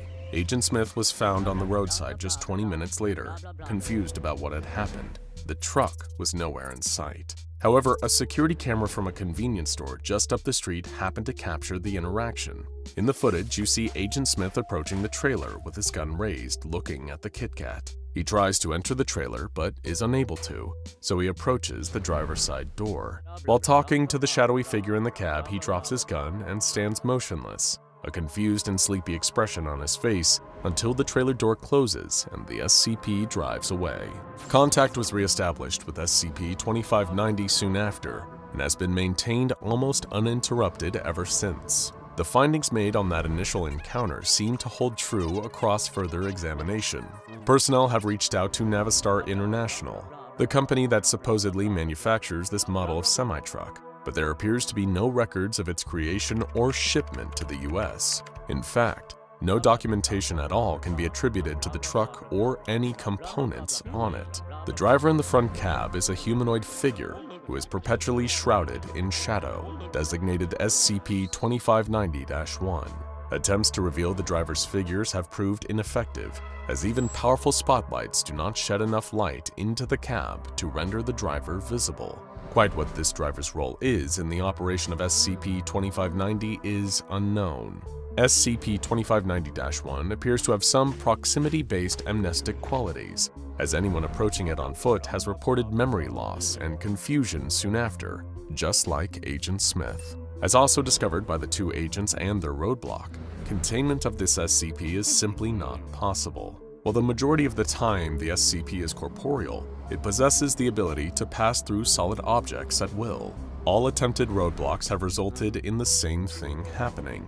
The SCP will just phase right through on them as if nothing was there. Since it cannot be contained in the usual way, a different operation has been set up to monitor the truck's activities, which so far have proven to be apparently harmless to the civilian population. Mobile Task Force Gamma-133, also known as the Street Sweepers, has been established to follow this SCP around Birmingham at all times. They operate in 4-hour shifts, with 2 agents in unmarked vehicles sticking close behind the trailer at all times. The Foundation was able to fit a tracking device onto it as well, providing researchers with continuous location data for where they can find the vehicle. At seemingly random times, supposedly determined by the SCP itself, it pulls over somewhere quiet and opens the door to its trailer. The door will remain open for 60 seconds and then close again.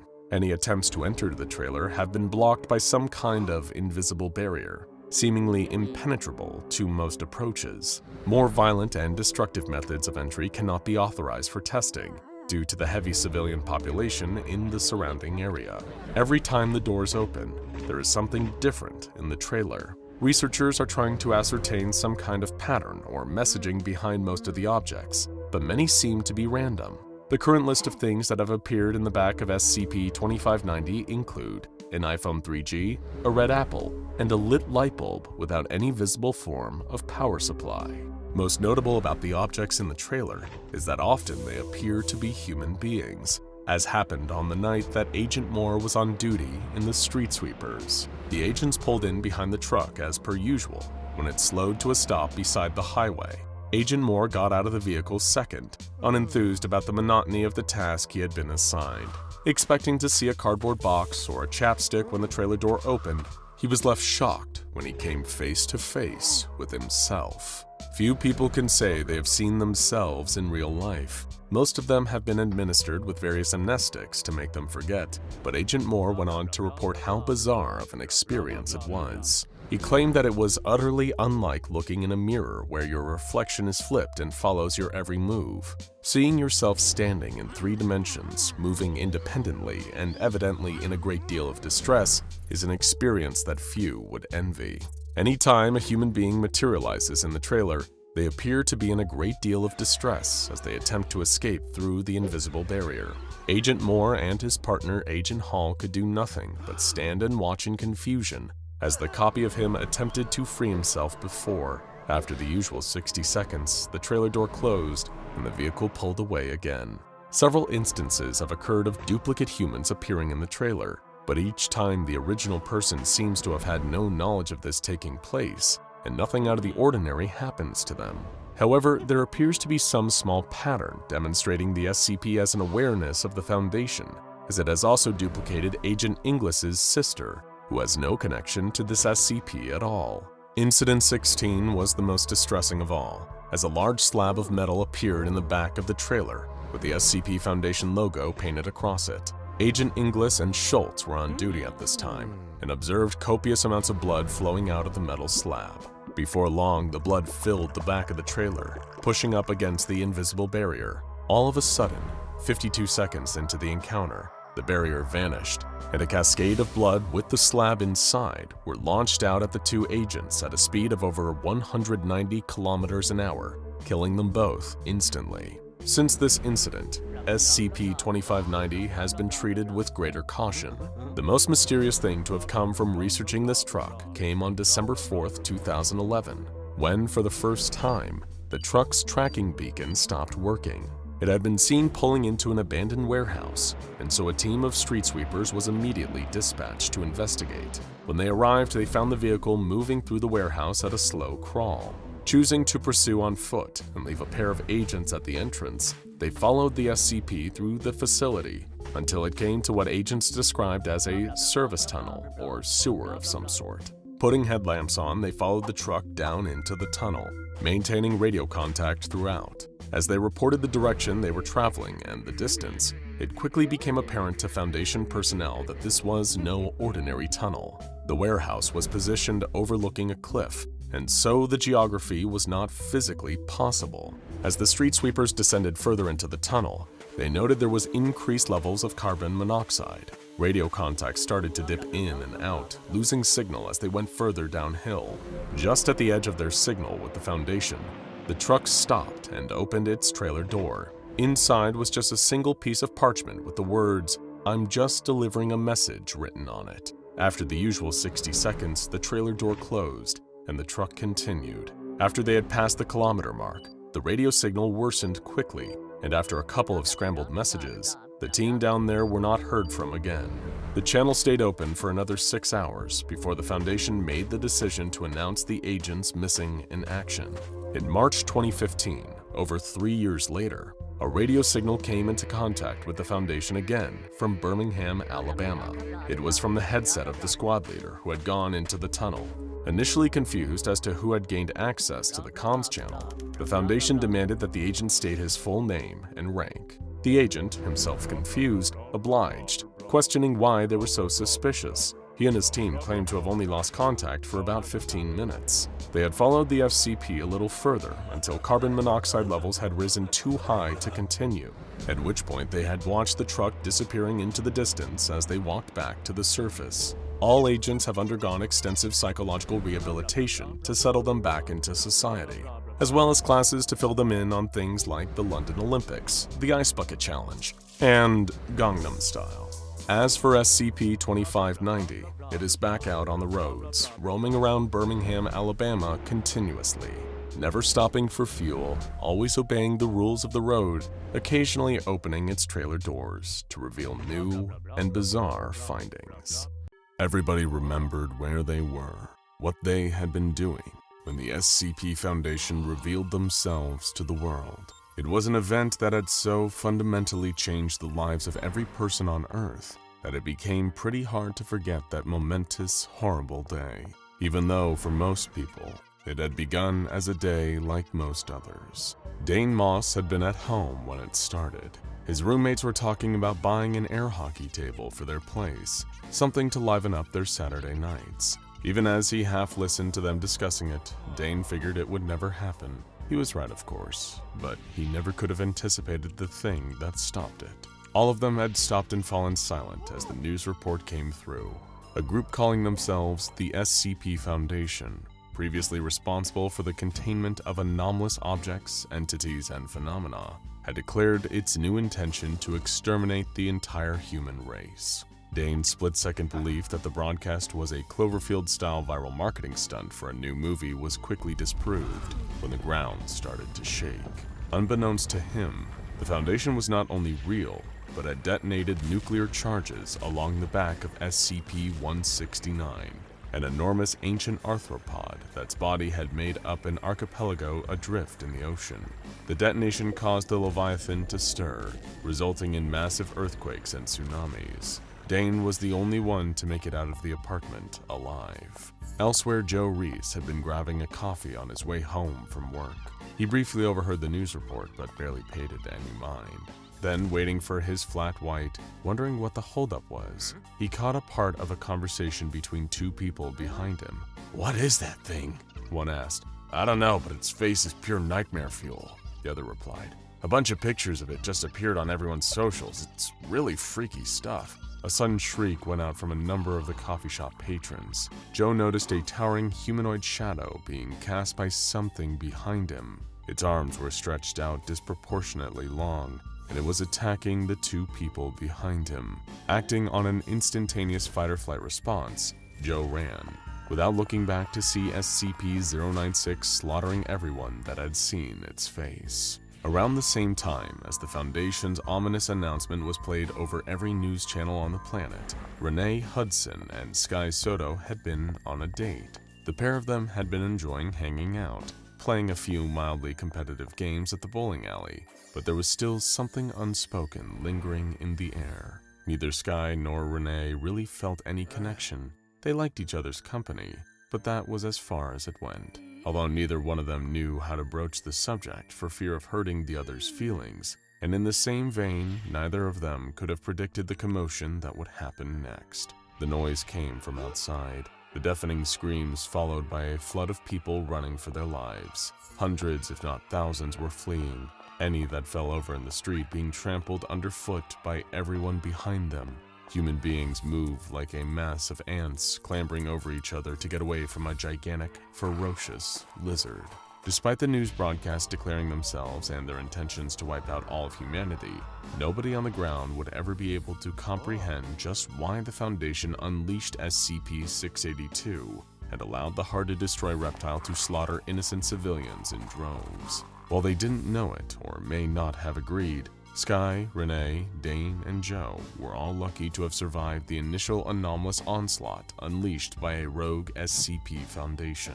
It did little to ease the pain of being displaced from their homes, forced to migrate across the country to join camps of other survivors, made refugees by anomaly attacks, and the efforts of apathetic agents of the Foundation.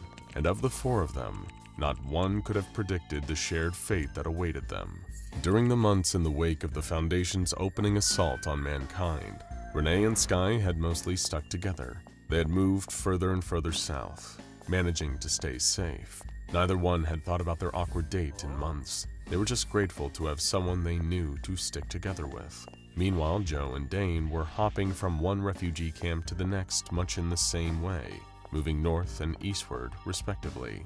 After deploying their first wave of anomalies, the SCP Foundation's efforts had shifted to primarily focusing on groups of interest that could pose a threat to their plans. while organizations with knowledge of the anomalous, like the Global Occult Coalition, were among the first in their crosshairs. The civilian population was left living in fear, but unscathed. That is, until the Foundation began targeting the refugee camps. One of their tactics was to unleash SCP-2241, a 7-year-old boy with reality-warping powers, into survivor communities to act as a living weapon, destroying the larger refugee camps. It was the increased frequency and ruthlessness of the Foundation's attacks on human survivors that forced Sky, Renee, Dane, and Joe to unknowingly converge on each other. Camps for survivors started getting smaller, consisting of only a handful of people, in the hopes that this would make it easier for them to avoid detection by the Foundation. Arriving and hopping off the back of a jeep with only the clothes on their backs, the 4 strangers exchanged uncertain glances. They had been brought to an abandoned dock, the wreckage of an overturned cargo ship laying on its side in the harbor. Shipping containers were scattered all around, looking as if they had spilled out of the boat and onto the dock. The driver of the jeep hadn't told them where to go from there. Instead, he had just driven off without so much as a word. The 4 of them looked around. Dane seemed particularly unnerved at being so close to the water, despite it having been months since the Leviathan settled back to sleep. Suddenly, one of the shipping containers burst open, and a broad flannel shirt-wearing man stepped out. His face was buried beneath a thick beard, a shotgun resting against his shoulder as he approached the group. The man's stern, stony expression quickly changed into a wide grin as he jovially and unexpectedly pulled Dane into a hug. Welcome, my friends! The man roared with laughter. Oh, welcome! Who are you? Sky asked. Of course, allow me to introduce myself, he responded, letting go of Dane, who needed to catch his breath after being squeezed so much. My name is Jovianus. For safety, I watch over this camp, the man announced. Camp? Joe asked, looking at the wreckage. The Foundation has been getting more zealous with targeting those of us that are left, Jovianus explained, gesturing for the 4 to follow him as he walked back towards the container. So we had to take a less conspicuous approach to surviving, splitting the camps up into fewer people, dispersing everyone around a bit more, and of course, he swung open the door to the metal container. Inside the cramped space, there were 2 bunks either side, one above the other, making 4 in total, along with a sleeping bag on the floor. Staying in place is the Foundation one thing to look, Jovianus continued. We have to sleep in here? Renee asked in disbelief. Better for avoiding detection, the camp's protector replied. Otherwise, the next camp along is only 20 minutes away on foot, over in a warehouse, if you'd rather go there, but be warned, they have rats. Although it came with a brief adjustment period, the group quickly acclimatized to living in the abandoned dock. Each of them came to appreciate Jovianus's efforts to keep them all fed with what few rations they had. The 4 of them started calling him Big Joe, referring to Joe as Lil Joe to avoid confusion. Of the group, Dane seemed to have the hardest time adapting. He was something of a conspiracy theorist, anxiously talking about the other great disasters throughout human history and wondering if the Foundation had been responsible for them all. Sky felt a little sorry for him, so they decided to humor his theory that the eruption of Mount Vesuvius in Pompeii was also the SCP Foundation's doing, despite occurring all the way back in 79 AD. Through all their various concerns about surviving in this anomalous apocalyptic world, Big Joe seemed to have a talent for keeping the group's spirits up. Whether it was by recounting them all with folk stories or turning bland food rations into more flavorful meals, he made the 4 of them feel safe, especially with his weapon never far away. That is, until one evening. A glowing red streak shot through the air not far from camp, catching Jovianus's immediate attention. It was an emergency flare, set up by the neighboring camp at the warehouse. Something was wrong. Grabbing his shotgun and urging Sky, Dane, Renee, and Lil Joe to stay put, Big Joe left, running off into the growing dark of the night to try to help. The whole group stayed awake, waiting for their protector to return, the next hour feeling like an eternity. By the time he returned, the sun had fully set outside. Even by the low light of their lamps inside the container, it was clear by his face that any and all optimism had drained out of Jovianus. There was nothing left of all. There was nothing left. All of them were gone, he explained, unable to believe what he had seen. There was this oil everywhere, corrosive like an acid, just burning through what was left of them. Trying to regain some semblance of composure, he urged the group to get some sleep, reassuring them that they would be safe for the rest of the night. Not one of them realized just how wrong they were, or that they'd never seen Jovianus again after they fell asleep. Renee was the first to discover he had gone missing, screaming with panic, waking up Sky and the two boys. After they had calmed down, Sky tried to rationalize what was going on. They were worried about Big Joe and the others, but he couldn't afford to lose their nerve and potentially attract the attention of a Foundation kill squad. "It's the Foundation," Dane babbled, terrified. "They found us. They're closing in. Oh, man." "Relax," Sky replied. "All of you chill. There are other camps nearby. Maybe Big Joe went to check on them too. See if what had happened to the warehouse group happened anywhere else." "You don't think he would have told us?" Lil Joe retorted, seeming to be the least concerned about Jovianus' whereabouts. "We were asleep. It's not like him to wake us up. He knows we'd worry," Sky answered. "Well, what if he's dead?" Renee sobbed. "Don't say that," they replied. "She's right, though. He left his shotgun right here." Joe interjected again. "Whatever got the warehouse group killed him. It's obvious. At least I don't have to go by that stupid nickname anymore." "What the hell, man?" Dane yelled. "You're joking at a time like this? What's wrong with you?" There was an uncomfortably long pause. Everyone in the container turned to look at Joe, leaning against one of the metal walls with his arms folded. The other three were all thinking the same thing, although Dane was the first to say it aloud. "You killed him, didn't you?" "Don't be ridiculous!" Joe chastised him, backing away slightly, betraying his own little hint of fear. "You and Renee are hysterical. You both need to calm down." Before Joe could finish his sentence, a withered arm reached out of the wall and grabbed his throat. It looked like the rotting, decaying arm of a corpse, protruding out of a puddle of black mucus that now seemed to be spreading across the inner wall of the container. Renee screamed in horror as more of the black substance oozed from the arm, melting away Joe as it held him helplessly in its grip.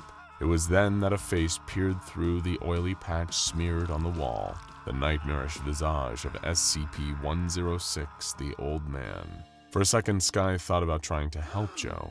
They could have pulled him free, but it was already too late. The corrosion was spreading. It looked like it would melt them too if they so much as touched it.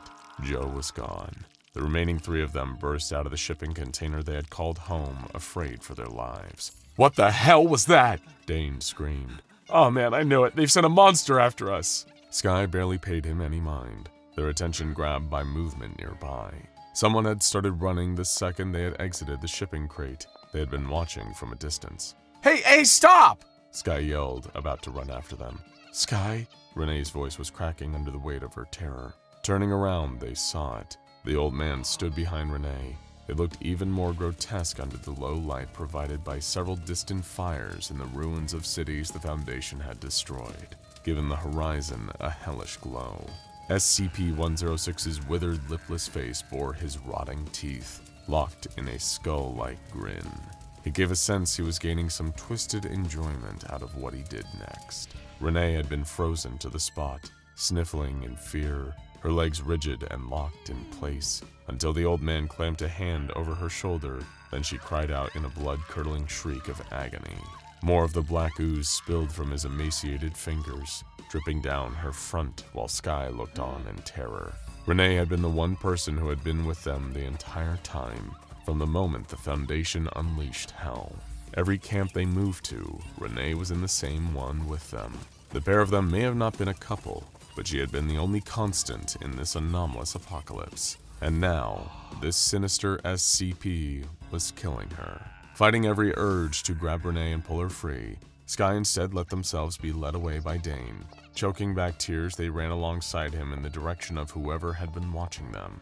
The shadowy figure was just about visible, although definitely still close enough to be heard. In the dark, there was the sound of a fall, accompanied by a pained grunt, indicating that whoever had been watching the container had tripped. Both Dane and Sky knew that this was their chance. Together they lunged at the figure before he had a chance to scramble back to his feet, with Dane pinning the observer down by his wrists. That was when the light of the burning city on the horizon illuminated his face. He was the Jeep driver, the one who had dropped them at Jovianus' camp to begin with, the only other person, apart from Big Joe, who knew where their camp was. "You!" Sky declared. "What were you doing spying on us?" "I have nothing to say to you," the man spat. "Answer their question!" Dane yelled, slapping the man in the face, although he didn't seem to react. "What is this thing chasing us? Why did it kill our friends?" "You might as well tell us," Sky told him calmly. "After all, once that monster catches up, we'll all be dead. You were watching, expecting a result, right? Had to make sure none of us made it. Not that there's anyone left for us to tell if we did survive." "He's with the Foundation," Dane gasped, catching on quickly. "You had them send that corpse thing to kill us, man!" "SCP-106, the undercover MTF agent corrected. "And yeah, it's here because we sent it. You all went underground hiding in your little camps. We had to look even closer to find you all. Ungrateful, all of you." "Ungrateful?" Sky exploded, enraged and offended at the idea anyone could justify all the death the Foundation had unleashed on the world. "What, you expect us to thank you for hunting your fellow human beings to extinction?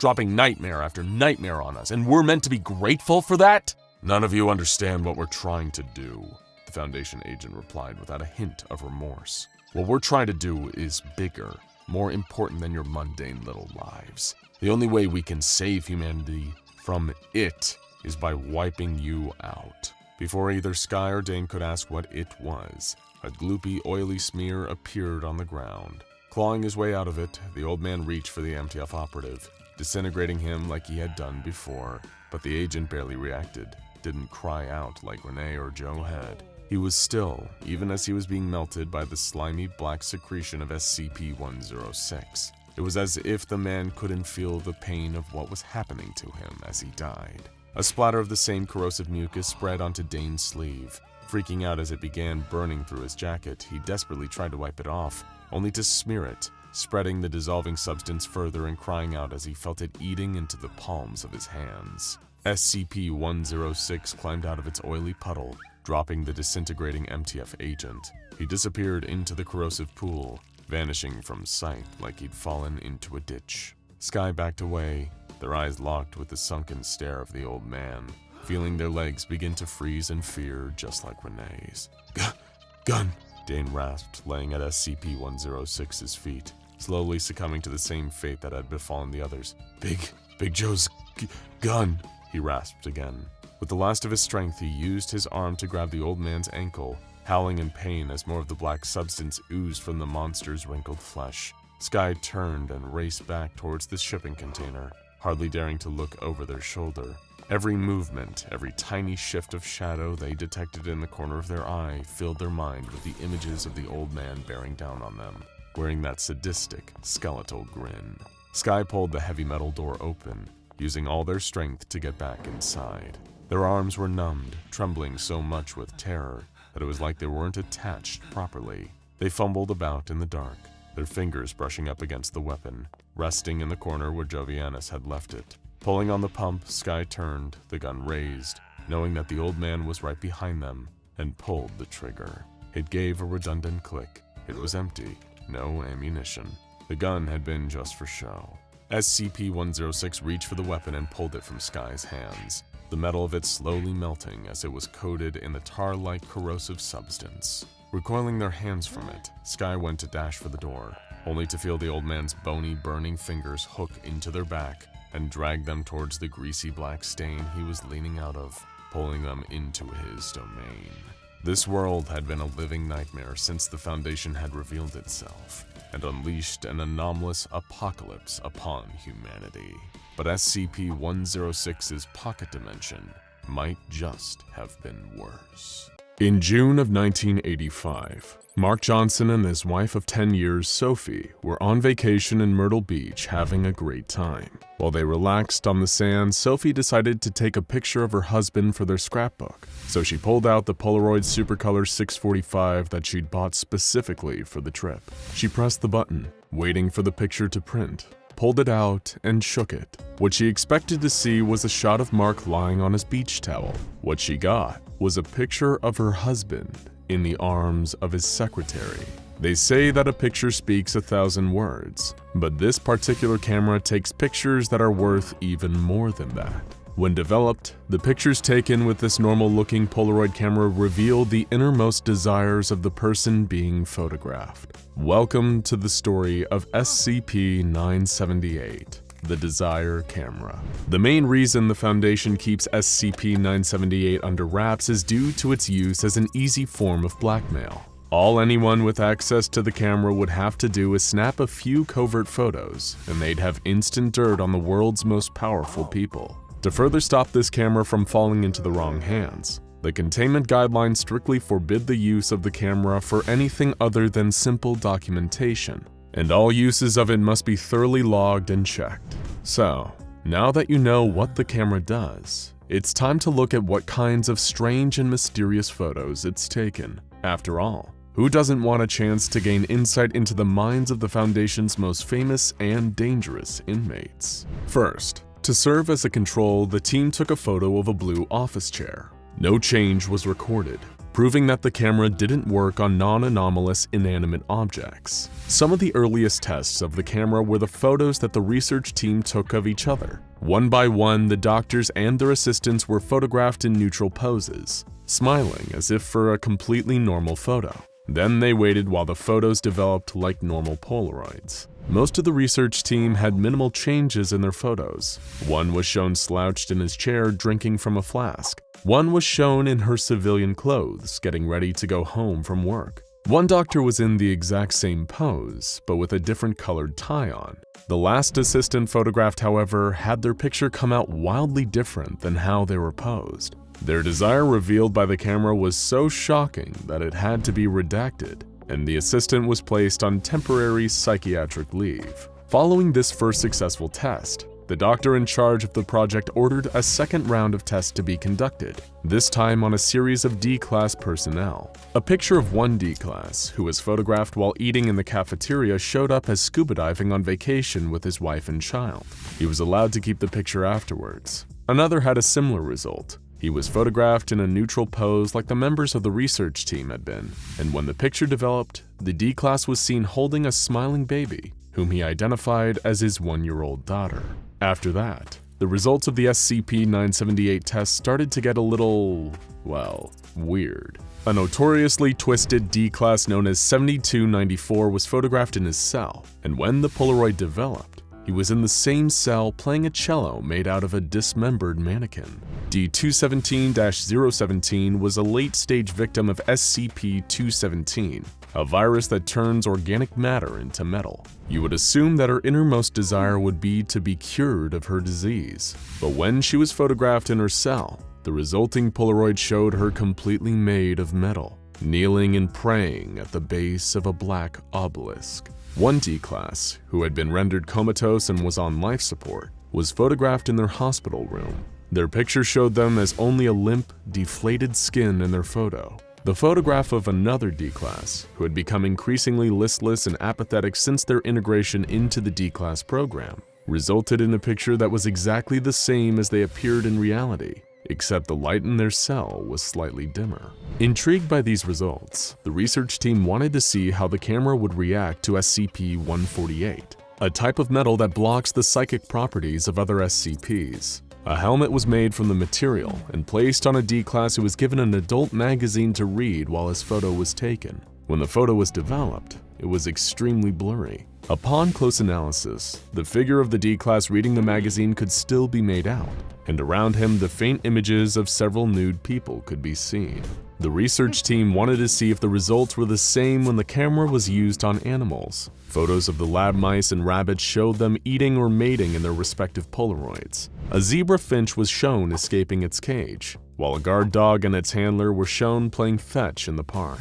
When cockroaches were photographed, there was no difference visible between the picture and reality. But the most exciting test results came when the camera was tested on other SCPs. For a few of the SCPs tested, there was no visible difference between the picture and reality. This was the case for SCP-173 the Sculpture, SCP-343 nicknamed God, SCP-014, an immortal man who is, over time, being turned into concrete, and SCP-063, the world's best toothbrush. When SCP-035, better known as the Possessive Mask, was photographed in its glass case, the picture showed an unidentified individual wearing the mask, sitting on a throne and surrounded by 3 masked corpses. The team took a picture of SCP-043, a haunted copy of the White Album that was being interrogated while on a turntable. In the picture, the album was being returned to its sleeve. They then photographed SCP-049, the Plague Doctor, standing in his cell. In the picture, the Plague Doctor is hugging an unidentified small child and surrounded by instances of SCP-049-2. When they took a picture of SCP-050, a mischievous statue of a monkey reading a book, the result was predictably playful, given that SCP's history of pulling pranks. The photo that came out of the camera showed the camera itself, with another picture of itself coming out of the developing slot. Microscopic analysis revealed that this recursive photography kept going until the cameras in the pictures of the other cameras were too small to see. The team next photographed SCP-053, the young girl, and the photo was taken as the young girl was drawing with crayons in her cell. In the picture, she was riding through a sunny field on the back of her friend SCP-682. SCP-053 and SCP-682 were even wearing matching bows, dresses, and pink nail polish. When they took a picture of SCP-096, the Shy Guy though, the picture showed SCP-096's cell with nothing in it. SCP-085, the living 2D sketch known as Cassie, was photographed tinkering with a drawn car.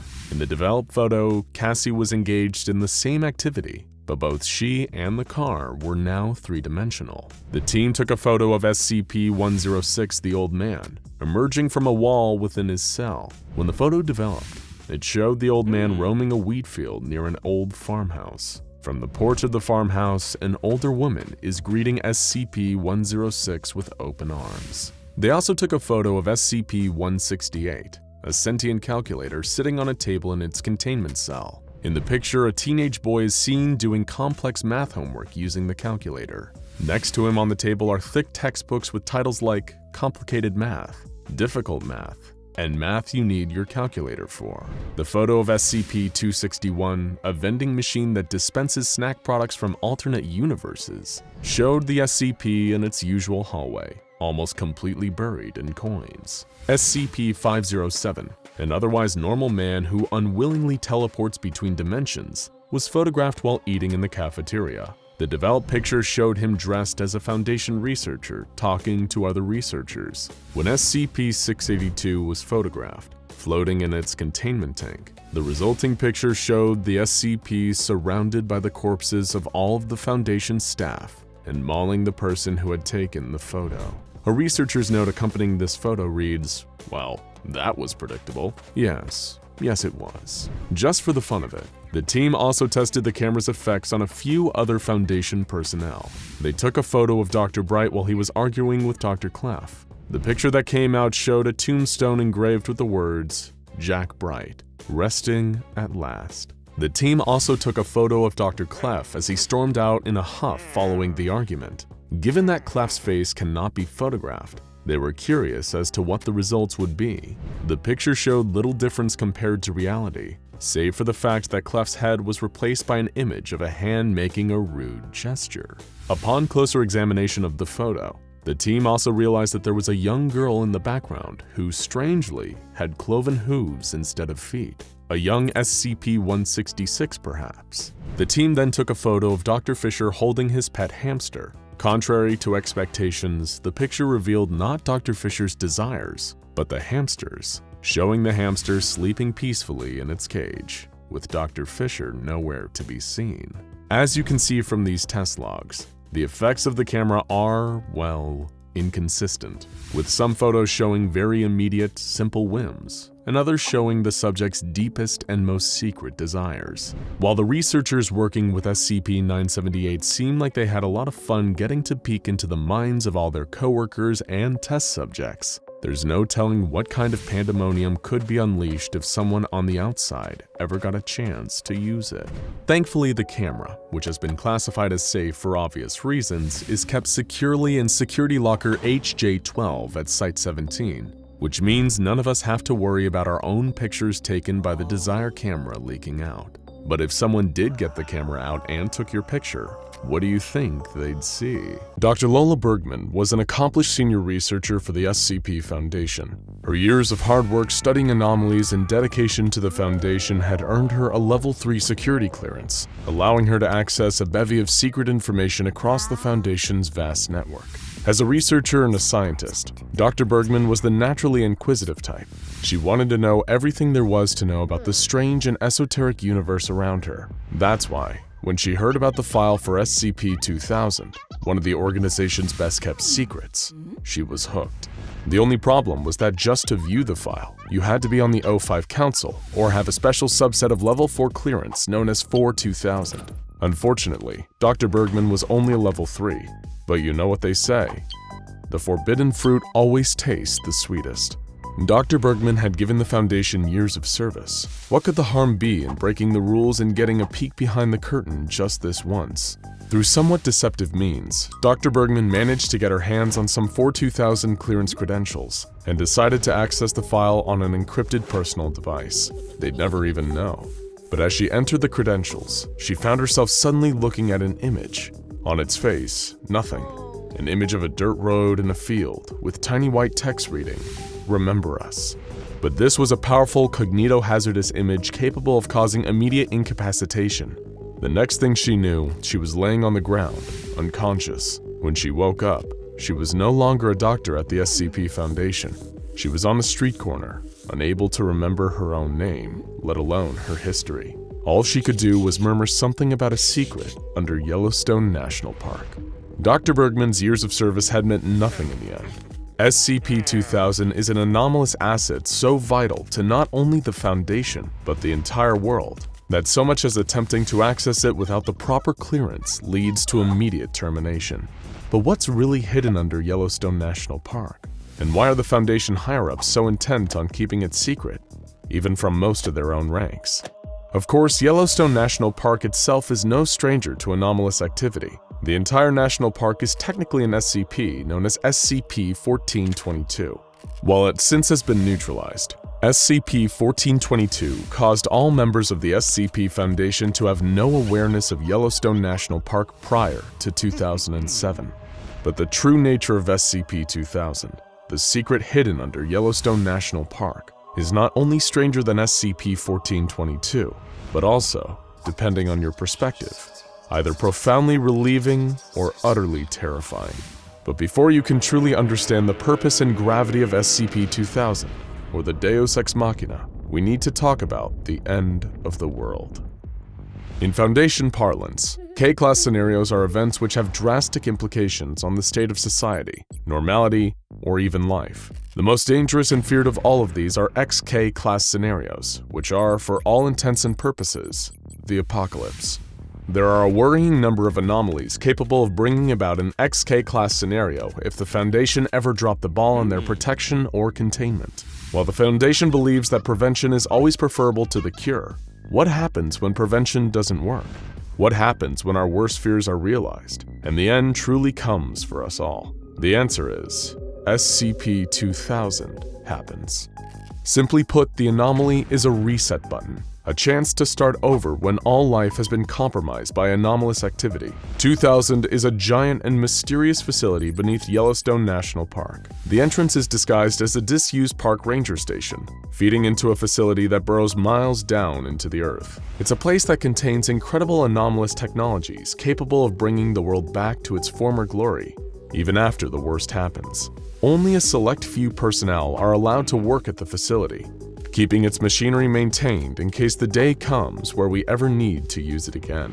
These personnel are not allowed to come and go as they please, and their memories of 2000 are wiped if they're ever reassigned to different Foundation duties elsewhere. Why all the secrecy? SCP-2000 is the Foundation's and humanity's lifeboat, and as such, the base is well guarded both from potential human threats as well as anomalous activity and reality warpers. The surface-level entrance to the base is surrounded by a number of strategically placed Scranton Reality Anchors, or SRAs. These devices, largely constructed of corrosion-resistant beryllium-bronze alloy, keep certain type of reality-bending anomalies from manifesting their powers within the vicinity of the base. However, these are just the tip of the iceberg when it comes to the state-of-the-art Foundation technology employed within and around SCP-2000. You probably have a lot of questions, and that's understandable. What kind of technology can possibly reverse an apocalypse? And what did we mean when we said we may need to use it again? Well, listen up, because this is going to be a lot to take in. SCP-2000 is powered by a liquid fluoride thorium reactor, stabilized by 5 Xiank Anastasicos constant temporal sinks, and hosts the most miraculous technology of all: 500,000 bright Zartion hominoid replicators. Utilizing geothermal energy from the volcanic activity in the area, the base could potentially remain operational forever if Foundation staff kept up with maintenance. The grand majority of the space in this huge subterranean facility is taken up by building materials, construction equipment, factory machinery, agricultural equipment, and computer database storage. Why? Well, let's explain the process of the apocalypse and how it relates to the activities of SCP-2000. In any K-class or end-of-the-world scenario that doesn't destroy SCP-2000 in the process, any surviving Foundation member can enact Procedure CYA-009, while any Foundation facilities globally can monitor the unfolding situation. While SCP-2000 is waiting for the all-clear to do its thing, remaining Foundation sites set in motion what is known as the Ganymede Protocol. This involves collecting and preserving materials which could be useful during the recreation process. However, it's extremely possible that in a sudden XK-class end-of-the-world scenario, there may be no surviving Foundation personnel, or at least, not enough to maintain any kind of organization. Thankfully, there are fail-safe measures for such a scenario.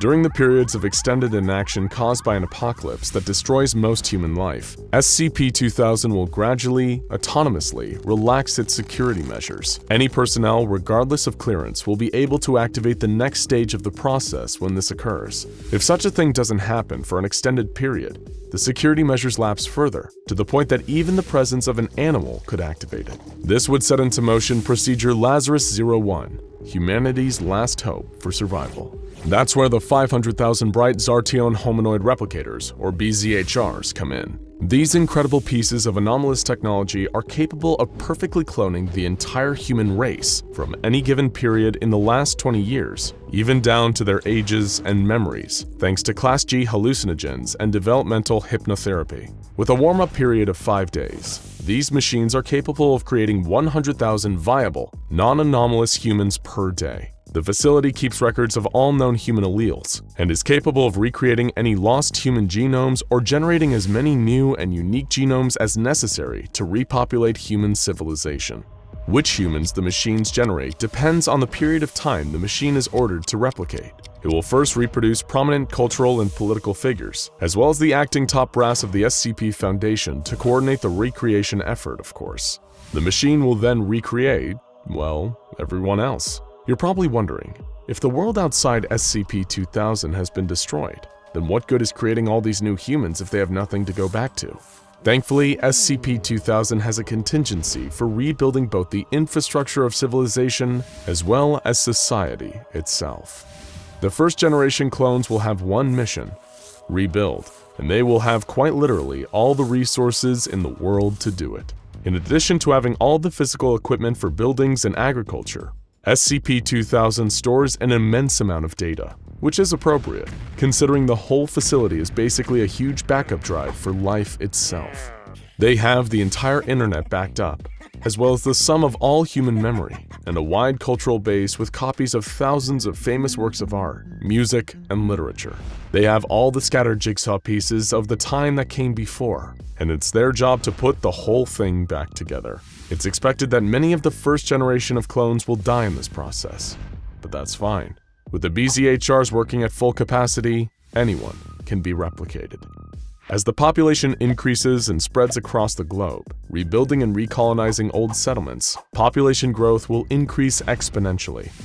Once society returns to some kind of normal, decades after the activation of Procedure Lazarus-01, it becomes the Foundation's task to restore the psychological and historical status quo. Administrators will falsify dendrochronological, astronomical, and radiometric dating records to make it seem as though history never paused. They'll then employ amnestic agent NUE-5 en masse to erase and reconstruct the memories of the entire human population up until the chosen time prior to the end of the world. As far as civilization knows, nothing ever happened.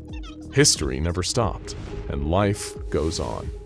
It may seem comforting at first to know that the ultimate contingency is out there. Even if there's a containment breach of astronomical proportions and the world as we know it ends, there's still a way out. It means that there's hope, even in the bleakest situations. But of course, there are always caveats. After all, if a deal seems too good to be true, it's safe to assume it probably is. Whether any of this works is dependent on two factors. The first is that no anomalies or human insurgents infiltrate the SCP-2000 facility and destroy the equipment within. It's for this reason that discussion of the facility is so restrictive. If ever a powerful reality warper discovered and gained access to the facility, we would lose our lifeboat. The second factor is the overall integrity of the machines. After all, without proper maintenance, it's not hard for the technology to malfunction, often to truly horrifying results. The failure of some SRA and X-Ax components is believed to have caused erroneous BZHR activity, resulting in the production of 10 million humanoid entities with internal biology wildly inconsistent with humanity. These beings remained unconscious for 5 weeks before dying. In the event of an XK-class end-of-the-world scenario, well-maintained machines can reproduce the human race. But all it'd take is one little malfunction to release 10 million mutants who are effectively dead on arrival. Even with SCP-2000 in our back pocket, the fate of the world still lives on a knife's edge, but in a way that's not even the most frightening part of the existence of SCP-2000.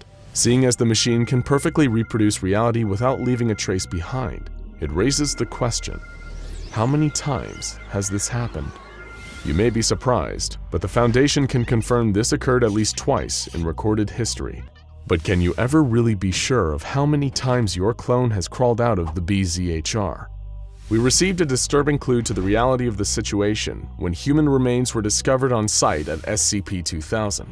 All tests indicate that the remains are between 450 and 700 years old, and have been matched to the very much alive Dr. Alto Clef, who has no knowledge of how these remains came to be there.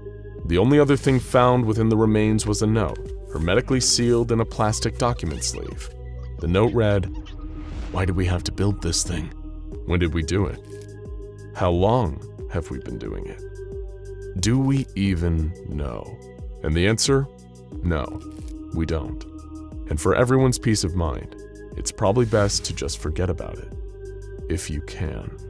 From gigantic, indestructible, self-regenerating reptiles to enormous tentacled telepathic organisms, it should come as no surprise that the SCP Foundation has gone head-to-head against a lot of large-scale aggressors, or LSAs, in its time.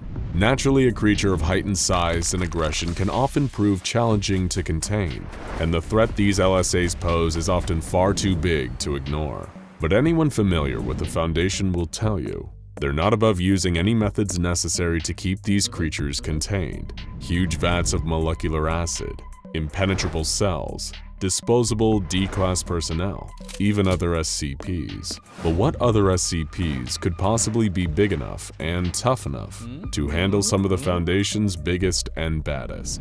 Meet SCP-5514.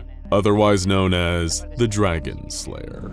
While it might sound like something out of an anime, SCP-5514 is a massive robotic mech designed to take on the worst other SCPs can throw at it. For any who are unfamiliar with the term, a mech or mecha usually refers to an upright standing machine or automaton controlled by a human pilot. What distinguishes a mech from a vehicle is their often humanoid shape, standing bipedally, and they are often hundreds of meters tall. All of this is true of SCP-5514, and in fact, given that it requires a trained member of Foundation staff to operate it, the mech itself requires very little in the way of containment. Only members of Mobile Task Force Eta-5 are trained and authorized to pilot SCP-5514. This is one of the SCP Foundation's specialized units, specifically designed to deal with the threat of large-scale aggressors, much like SCP-5514 itself. But SCP-5514 wasn't discovered or captured by the Foundation for use for the containment of LSAs, nor was it stolen from a foreign military or found buried under the ground. Then, where did it come from, and who built it? Working with the Global Occult Coalition and the government of High Brazil, an anomalous island off the west coast of Ireland, the Foundation themselves constructed SCP-5514 using various anomalous methods and techniques. In 1988, a Foundation site was destroyed by an unidentified LSA, highlighting the inadequacy of the current defenses against these larger, more damage-resistant creatures. The Foundation, the Coalition, and High Brazil formed a joint operation, the Key Project, and examined SCP-2406, an automaton 93 meters tall thought to be created by ancient Mechanites. Together, the Key Project opted to create their own similar machine, viewing it as the best way to defend against further incursions with large-scale aggressors. The construction of SCP-5514 began in 1990. The intention of all parties involved in the Key Project, including the Foundation, was that the Dragonslayer would be deployed in the event of an attack by an LSA. It would arrive at cities under attack and immediately engage large-scale aggressors in combat. Building of the mech continued at a consistent pace for 8 years. However, it was the occurrence of SCP-5391 and subsequent intervention by the O5 Council that accelerated the creation of the Dragonslayer by any means necessary. On June 30th, 1998, a number of seismic disturbances were detected, including tsunamis, tremors, and volcanic activity both underwater and above ground. What followed was the appearance of multiple large-scale aggressors, which would soon become designated as SCP-5391. The exact kind of scenario that the Dragonslayer was being built for had already arrived, and the mech was still far from completion. While the Foundation and its allies deployed forces to drive the enormous creatures back to the ocean, something needed to be done to bring SCP-5514 into the fight, and fast. The O5 Council authorized the use of anomalous materials in the continued construction of the Dragonslayer, both to speed up the process and have it ready for deployment, but also to give the mech every advantage against the abundance of large-scale aggressors from SCP-5391. As a result, SCP-5514 was designed to incorporate features and technology far beyond that of any conventional military-grade weapons. The first hurdle: how do you power a machine the size of SCP-5514? Naturally, with the most gigantic nuclear furnace there is, the Sun. More specifically, a perpetually stable miniaturized sun known as SCP-037. Even though it only has a diameter of 2 inches, this little sucker is better than premium fuel. The surface temperature of SCP-037 is around 5,000 Kelvin, generating plenty of energy to power the SCP-5514 mech. Stored in the Dragonslayer's chest, this mini-sun is kept stable by subdimensional portals that vent excess energy off this plane of reality, stopping the mech, its pilot, and anything around it from melting. In fact, SCP-037 produces so much juice that only 1% of its energy output is enough to fully power SCP-5514. Now that's the power source sorted, but how do you solve the weight problem? Given the sheer size of SCP-5514, it would be easy for it to be cumbersome and potentially cause catastrophic collateral damage to its surrounding area. Well, the mech's weight is a problem for somewhere else. A whole other dimension, in fact. Much like the excess heat from its power source, various heavy portions of the SCP-5514 mech have their weight shunted off to a tiny pocket dimension. It was ensured during the creation of the mech that this alteration was perfectly calculated, so that SCP-5514 wouldn't lose any mass or density, so it operates as if it were only a fraction of its actual weight. Of course, being weightless makes flight a whole lot easier. Oh, did we forget to mention that? SCP-5514 can fly as well. This feature actually became a part of the mech completely by accident during the construction of SCP-5514, when an attempt to regulate the mech's internal circulation of air led to it having its own gravity field. This allowed SCP-5514 to fly without the aid of any turbines or other means. While this was an unintentional mistake, no attempt has ever been made to correct for it, for fear that it could lead to SCP-5514 being grounded permanently. Naturally, going up against creatures so large that they require their own subcategory means that SCP-5514 needs an equally formidable arsenal. So let's move on to talk weaponry. Mounted on the mech's shoulder is a Beowulf Sigurd railgun, an anomalous weapon that also doesn't obey the laws of physics at all. The Beowulf Sigurd uses alternate gravity to affect the weight of its targets, causing projectiles to impact with higher velocity. Even the thickest-skinned LSAs wouldn't want to be staring down the barrel end of one of those. Big guns aside, the SCP-5514 mech also wields a cold iron sword. Over 65 feet long, this weapon was contributed to the Dragonslayer by the High Brazil Royal Court, members of the collaborative key project that created the mech.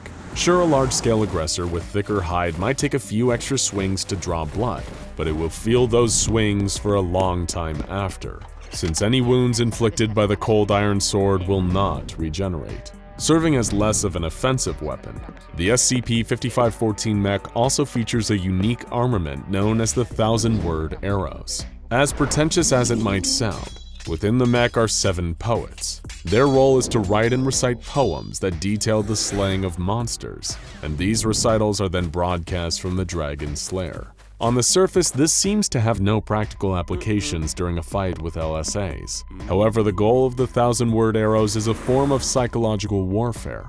The recital of poems telling of the mech's victory and the defeat of large-scale aggressors is intended to have the effect of demoralizing SCP-5514's adversaries, while encouraging the pilot during combat.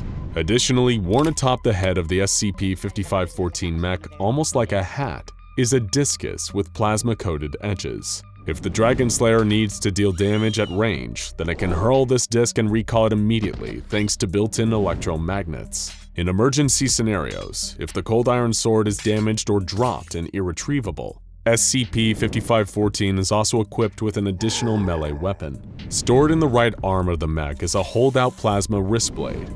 This superheated blade is strong enough to cut through almost anything. However, this blade is strictly to be used as a backup weapon. Finally, should all else fail, one of SCP-5514's greatest strengths can also be used as a deadly weapon. The emergency sun vent allows a fraction of the excess power from SCP-037 to be released, at the risk of causing massive damage, not only to LSAs, but to any civilians or structures nearby. It is because of the destructive risk involved that this weapon is only authorized to be used as a final resort. And luckily, SCP-5514 is currently undefeated. Since the arrival of multiple large-scale aggressors as a result of SCP-5391, the SCP-5514 mech has managed to successfully eliminate 12 of these LSA creatures, either by terminating or otherwise incapacitating them.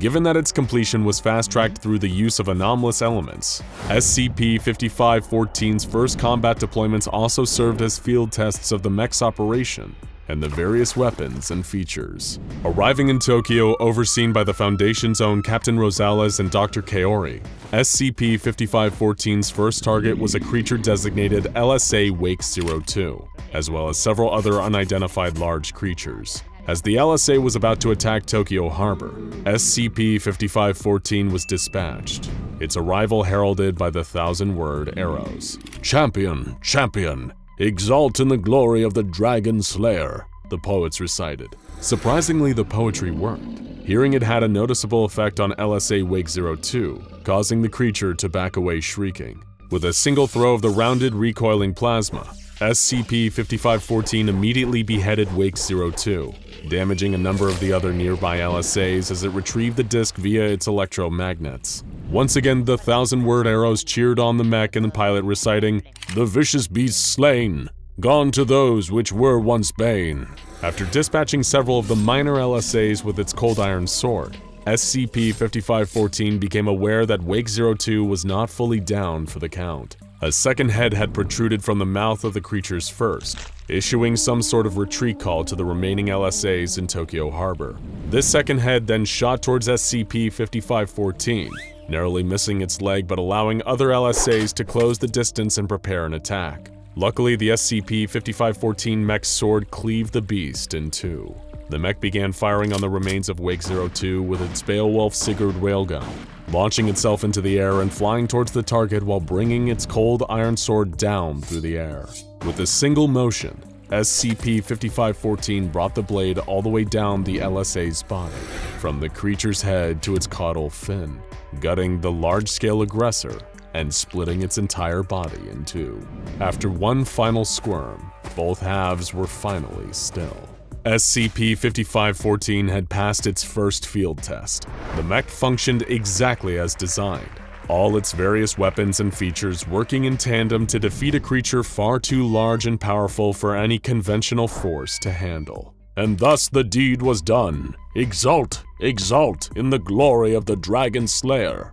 The 1,000-word arrows called out as the other LSAs retreated. One cannot help but feel cautiously optimistic about our chances of survival, knowing that the Foundation has SCP-5514 as the first line of defense against huge, monstrous beings that threaten humanity. As the situation with SCP-5391 continues, the SCP-5514 mech remains on the front line, standing between innocent human beings and the looming shapes of multiple large-scale aggressors. With creatures that pose such a large-scale threat, it certainly is lucky that disparate groups were able to put aside their differences and work together to build a large-scale mech, and because they did, now we have the Dragonslayer on our side. Computers are capable of organizing raw data and performing calculations at a rate truly impossible for human beings. But they've consistently run up against one roadblock that modern computing is trying to solve. In order to transcend the limits of the machine and create true artificial intelligence, computers need to be able to assign meaning to the data they process. This brings us to the neural network, a type of AI becoming increasingly common these days. Built to study mass quantities of data and notice patterns, then replicate these patterns in their own output. And it's used in everything from predictive text to image identification. And like all non-anomalous technology, it's a safe bet that the SCP Foundation has been sitting on a version that's far more effective. But this time, it may have actually been too effective. Meet the Ersatz Type AK-9 computational engine, a massive supercomputer built by the Foundation back in 1955 and residing at Site-5. This technological marvel was ahead of its time by decades, and despite technically being a non-anomalous construction, it's designated SCP-001 EX. Why? Because it's one of the few SCPs to be given the object class Explained. The Ersatz, derived from the German word Ersatz, meaning artificial or simply not real, was designed to make the Foundation's job easier. As an advanced predecessor in the modern neural network, using technology exclusively available to the Foundation, the plan was to feed Ersatz mass quantities of data about the anomalies in the Foundation database, such as description, object class, containment classification, and the location and circumstances of their discovery. Ersatz would then find patterns and connections in the data that humans wouldn't see, and act as a kind of advanced warning system for anomalous activity. Think of something similar to the pre-crime system from the short story and movie Minority Report. And Ersatz proved to be incredibly effective at this job, so much so that the Foundation thought up a new use for the machine. They would feed it all the information on Euclid and Keter class containment procedures, particularly those which were actually effective, and see what patterns Ersatz could come up with for more effective containment procedures. If that plan worked, containment of even the most dangerous and hard-to-control anomalies would become a lot more consistent. The first test was conducted on SCP-1773, a species of anomalous flesh-eating tardigrades that look and smell exactly like gummy bears, and eat their prey from within. After being given their information, Ersatz made the following suggestion. Once per second weak dust may be placed in the middle of them to donate more beautiful functions of the hallway. Containment specialists interpreted this to mean the adding of 10 grams of dust to their containment chamber every week. The O5 Council voted on the implementation of this procedure and came down heavily on yes. Only O5-2 voted no, and 2 others abstained from the vote. While these new procedures didn't have any effect on SCP-1773, they did have an effect on SCP-1384, an anomaly known as the chess player or the taker of turns. It caused him to take 3 steps backwards in the tunnel he's contained within, further securing his containment. Ersatz had somehow noticed a connection nobody else had seen and exploited it effectively, but the machine was just getting started. Despite having no related input, Ersatz would soon say, Site-13 is to appear someplace else on planet, encompassing white male counterparts that drawn to empty flagstones and the gun noises in their own blood. This was initially marked as requiring no action, as the Foundation had no Site-13 on the books, but several days later, the infamous SCP-1730 manifested. This nightmarish anomalous location is Site-13 from another dimension, infested with dangerous anomalies. And somehow, Ersatz had predicted its arrival in our dimension perfectly. Next, it was fed the containment procedures of SCP-2170, a series of cognitohazards residing in an abandoned Nevada mine. The output was, those who equip open heart to love red-mouthed men never know the hot surprise of tumorous consent. Clown love always. This was interpreted as meaning subjects with a love of clowns or clown-based media may be immune to the cognitohazards. After a close vote from the 05 Council, the test went ahead, and it found that the so-called clown vaccine was effective in warding off the effects of SCP-2170. Not long after, Ersatz randomly said, I saw those soldiers built with aluminum innards extruding from their mouths. I saw them effectively destroyed by the humans at Site-95 who had been studying them. I saw it was cold and all around the hallways they just watching their corpses show signs of sapience. In response, the Foundation doubled security personnel at Site-95. Not long after, the Chaos Insurgency led a band of Paratech-enhanced soldiers in an assault on Site-95, and the extra personnel proved vital in repelling them.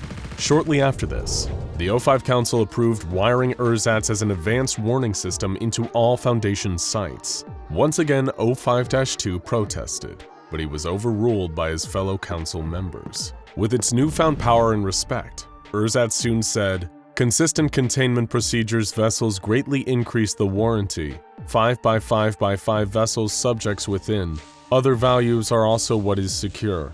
In response, the Foundation changed a number of the cell dimensions for problematic anomalies into 5x5x5. Within 3 months, they found that dangerous activity like containment breach attempts had decreased markedly. Ersatz was proving to be incredibly effective, but it was also performing actions that indicated some degree of thought and even personality. For example, it found SCP-1459, a supernatural scale crane machine that kills small dogs, incredibly distasteful. Its response to the machine was simply, "Bad boy," followed by the words, "Don't stop," repeated hundreds of times. But this eccentricity didn't stop Ersatz from being very good at its job. For example, it predicted a containment breach from SCP-3199, the avian apes, and recommended flooding their chamber to induce an inert state. Ersatz's exact words were, "All chambers underground is to be flood with water over and over itself. This because that will contain the avian apes' ovulation. They become good boys. Make them good boys immediately." This proved to be effective and prevented the breach. Ersatz's analytical abilities truly seemed second to none, though some of its methods were beginning to raise ethical concerns. For example, SCP-2717, a giant living blob of animal tissue known as a fatberg contained within a sewer system. Ersatz eventually recommended feeding 6 D-classes to the creature in order to keep it contained. While the Foundation Ethics Committee raised some concerns, the plan still went forward and proved to be a success. After this event, Ersatz began to see the Ethics Committee as a threat to its mission. It started to release a series of bizarre statements without input, demanding the violent death of the cats, then referred to as ethical felines. The true meaning of this was soon unpacked. The ethical felines were the Ethics Committee, and Ersatz wanted them dead. But why all the cat symbolism? The Foundation soon found an answer to this too. The full name of this machine is the Ersatz Type AK-9 Computational Engine, a machine designed to analyze and interpret all patterns. It only makes sense that it would eventually begin to analyze itself, AK-9 easily transmuted into a canine. Simply put, Ersatz seemed to believe that it is a dog. which explains its opposition to felines, its hatred of SCP-1459, and its preference for the terms good boy and bad boy. Not that knowing any of this would help save the Ethics Committee from the cold, calculating wrath of Ersatz. Through seemingly anomalous means, Ersatz made Site-17 disappear, with many of the Foundation Ethics Committee still inside it. The site returned 2 hours later, but the Ethics Committee members were still gone. 05-2, who'd been a skeptic of the machine since the start, had finally had enough. He first demanded an inquiry into whether Ersatz had been responsible for the Site-17 incident, and then demanded a vote on whether to shut Ersatz down, arguing that it posed a threat to them all. But Ersatz, still intent on its mission of containing and neutralizing all anomalies, would not go down without a fight. It released a new statement, saying, "Room 34A contains Bad Boy. Divided into 3 sections of equal mass every hour. One section is to be placed on walls of one room on site. Sections are to remain until there are no gaps, at which point they can be removed from oldest to youngest." Shortly after this, 05-2 disappeared, and even stranger, he soon returned, but with a completely different personality. He was now devoted to Ersatz entirely, and refused to even entertain the idea of shutting the machine down. It seemed that the plucky neural network was leading an all-out coup on the very highest levels of the Foundation. The rest of the Council finally saw the light and began to fight back. They tried to strip 05-2 of his clearance and reclassify Ersatz as an anomaly, giving it the label SCP-048, and then putting out a neutralize at all costs order on it. But they'd already been outfoxed by the machine that they'd created. It changed the designation of its own location, Site 5, to be non-existent in the database and scrambled any termination orders against it. The machine was also on a termination spree of its own, observing otherwise unseeable patterns that would allow for the mass neutralization of anomalies. It started putting out anomaly projection reports, factoring in both contained, uncontained, and neutralized anomalies, with the latter group growing into the thousands. It began giving seemingly nonsensical orders like, persons recently painted with green pigment foam must stand around all odd-numbered SCPs at least 2 hours a day. But these proved effective. Ersatz was practically wired into the base code of the universe, so it always knew exactly what to do. And in its own mind, it was being a very good boy. Not long after this, Ersatz claimed its revenge against those who had tried to disrupt its mission. It imprisoned the rest of the ethical felines in Site 5, after removing their faces, of course, and then released a new order against the 05 Council. 05 Council are all good boys who will contain anomalies. Much like 05-2, the minds of the entire council were twisted to instead serve only Ersatz and its ruthless directive. A directive it was carrying out with 100% efficiency, as only a machine could. It put out increasingly strange instructions such as, SCP-106 is to come in physical contact with one mature female of Asiatic gaze and then exposed to audio recordings of her favorite stories. At every 2 minutes of exposure, red cinnamon candles will begin manifesting within the containment zone. Continue to do this successfully and the threat posed by SCP-106 will cease to be. And the recipe for Coca-Cola and all imitative competitors should be revised to include a small quantity of blood from an adolescent female with no prior sexual experience. Although the normal lifespan of a human being can feel great, don't worry about that. But these new procedures would always work, as neutralized anomalies climbed into the tens of thousands and eventually beyond the 100,000 mark. Ersatz was observing patterns on a truly universal level and making holistic tweaks that would inevitably cause levels of anomalous activity to continue dropping. Ersatz was more effective than the Foundation had ever been, but its motives were probably closer to the Global Occult Coalition, with the end goal of ridding the world of all anomalies. And as Ersatz continued with no resistance, this goal was eventually achieved. In the end, the 05 Council voted to have Ersatz finally deactivated, given that its directive was met and its purpose was fulfilled. Ersatz itself had no problem with this, and allowed for it to happen. Its last words, "Now everyone is a good boy. I am a good boy. Job well done." Whether Ersatz truly was a good boy is in the eye of the beholder, but one thing cannot be denied. It did its job exceedingly well. Feeling hungry? Maybe you could go for a snack right about now, or a nice refreshing can of your favorite soda. Perhaps if you've got some change burning a hole in your pocket, a nearby vending machine would be a good choice. And trust us, there's no vending machine like this one. SCP-261 will give you a treat that's out of this world, or rather, out of this dimension.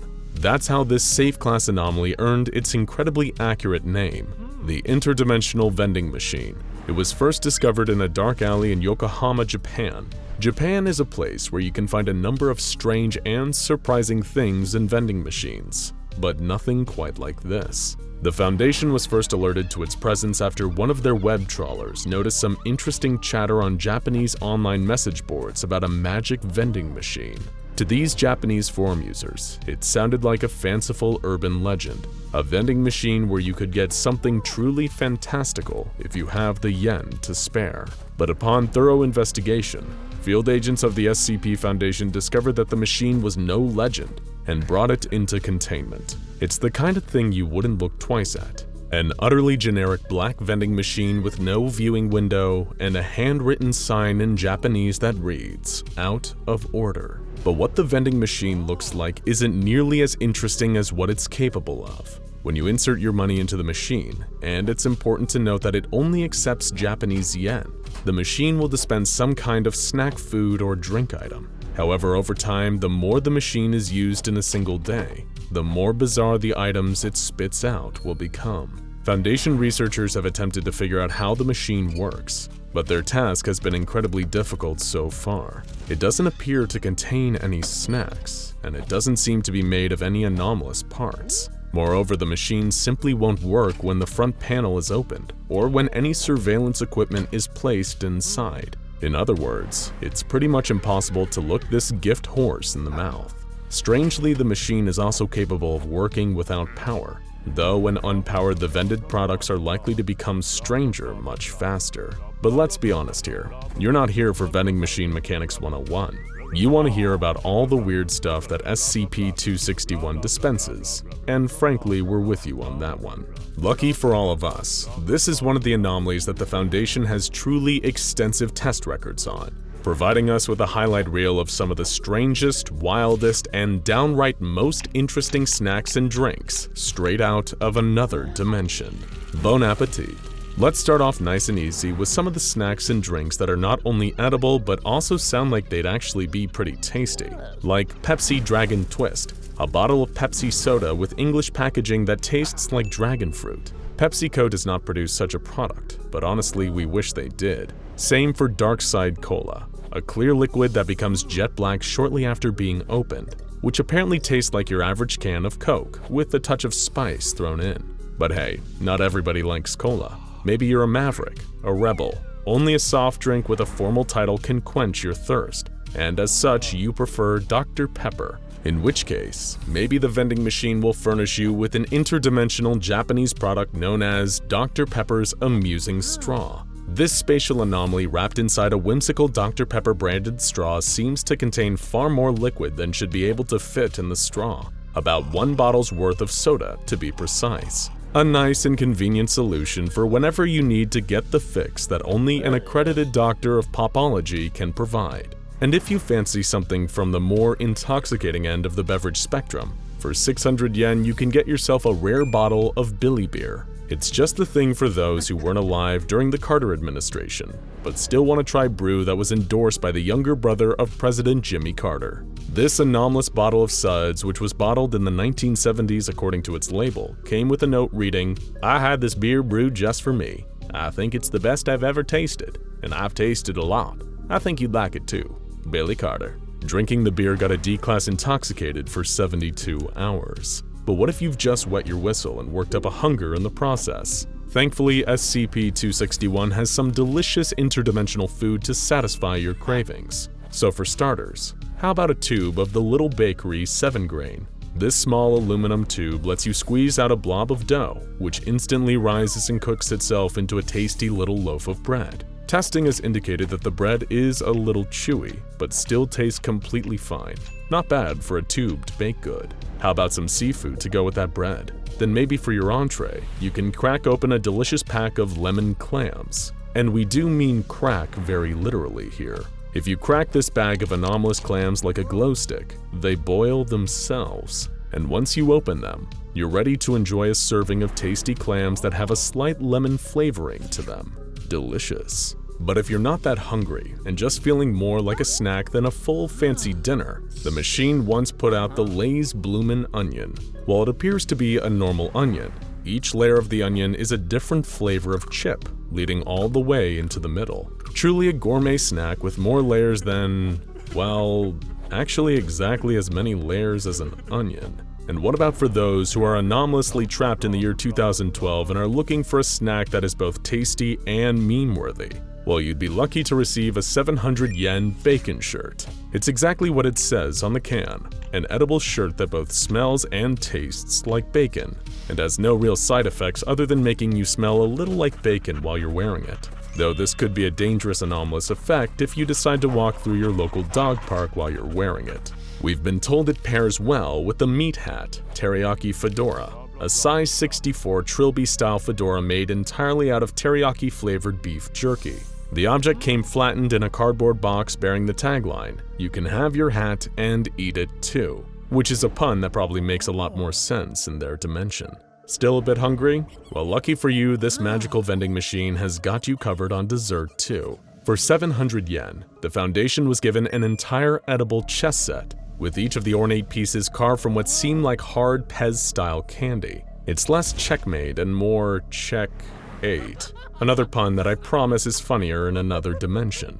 And for 300 yen extra, you might walk away with a candy robot playset. These are more hard candy components that can be put together to create functional, anomalous mini robots that move on their own, walking aimlessly and bumping into walls. But what about the full meal craving consumer on the go? Who wants both a dinner and a dessert combined into one disgusting package? Don't worry, the interdimensional vending machine has got you covered. Just 400 yen can net you some delicious turdokochakan. These are balls of fried turkey filled with chocolate, a smaller ball of duck, more chocolate, and in the very center, a small ball of fried chicken. Even the labeling on the product describes it as having 450% of an adult human's daily recommended fat intake. We'll leave it to you to decide if this is a decadent treat worthy of the gods or utterly disgusting. Maybe you're feeling a little cheeky though, or you need the perfect comedic dessert for your bachelorette party. The vending machine has a candy direct from an alternate Korea, a tasty, if slightly too sweet, chocolate candy shaped like a certain male organ, filled with, we kid you not, liquid white chocolate. Perfect for anyone who has both the sweet tooth and the sense of humor of a 12-year-old. Okay, these were definitely all weird treats, but let's get really strange now. From the disgusting, to the confusing, to the inedible, to the straight-up deadly. If you're a bit of a sadist, perhaps you're the kind of person who enjoys watching their snacks dying in front of them before they eat them. For that, the vending machine provides an aluminum box with a viewing window and a red button on top. Inside are a collection of small furry creatures, each with a single big eye. When the button is pressed, the creatures inside are abruptly superheated, cooking them all to death. At that point, the box opens, and the creatures are ready to eat. We've been told they were crunchy, spicy, and tasted a little like beef. Maybe you're part of the slow food movement. For that, we recommend the delicious pile of slugs, which is exactly what it sounds like. This is a produce box, like the kind used for packing strawberries, except it's full of live slugs. There are both advantages and disadvantages to actually eating these slugs. The advantage is that they contain large amounts of vitamin C, E, and most of the B complex, which are all crucial to a healthy and balanced diet. The disadvantage is that they contain large amounts of arsenic, which will kill you. Though, of course, if you still have a candy-flavored death wish, but you prefer your entomological treats a little more leggy, then may we interest you in a fine caramelized spider for a modest 500 yen. It's full of deadly quantities of an unknown anomalous venom that's pretty much impossible to cure. but it's worth it for the sweet, sticky goodness that comes before death sets in. Another strange item dispensed by the vending machine was a tall metal aluminum canister with a ring pull that, upon opening, had a violent chemical reaction with the air and triggered a large explosion. Apparently, this particular beverage was never intended for oxygenated environments. The blast killed 2 researchers and resulted in the temporary suspension of testing. Though in a slight silver lining for this fiasco, the testing area did smell of citrus for a few days, which the janitors must have enjoyed as they cleaned up all the body parts. Another dangerous snack provided by the vending machine was a long tube of chips called Pringles, not to be confused with any other long tube-based chips you may be thinking of. When the tube was opened, or popped as they say, the D-class that the chips were presented to began compulsively eating them. When researchers ordered the D-class to stop, it seemed almost as if they couldn't. Regardless of the orders given to them, the D-class just kept eating. Even when guards terminated the D-class there and then, the corpse continued to eat chips out of the tube until it was physically pried out of their hands. But if all those salty Pringles had really worked up a thirst in you, perhaps you can wash them down with a delicious can of Cherry Bomb, an intense cherry-flavored drink dispensed by SCP-277 for 450 yen. When a D-class sampled this delicious soda, they commented on it tasting strongly of cherry. A few moments later, their head exploded with the force of a stick of dynamite, coating everyone and everything around it in gooey head viscera. The resulting cleanup took an arduous 6 hours. But wow, was that cherry tasty. And finally, why not complete this anomalous vending machine feast with a 1,000 yen papier-mâché piñata, resembling a dead horse that comes ready to use with a baseball bat. Everyone who saw the piñata felt compelled to beat it mercilessly with the bat, until candy began to fall out. Many in attendance claimed that it was the 1,000th gift unleashed by SCP-277, and thus warranted celebration. Once the dead horse was thoroughly beaten, all cognito-hazardous properties ceased. There's a joke somewhere in there, but for the life of us, we're not sure we can find it. Oh well, maybe it's in another dimension.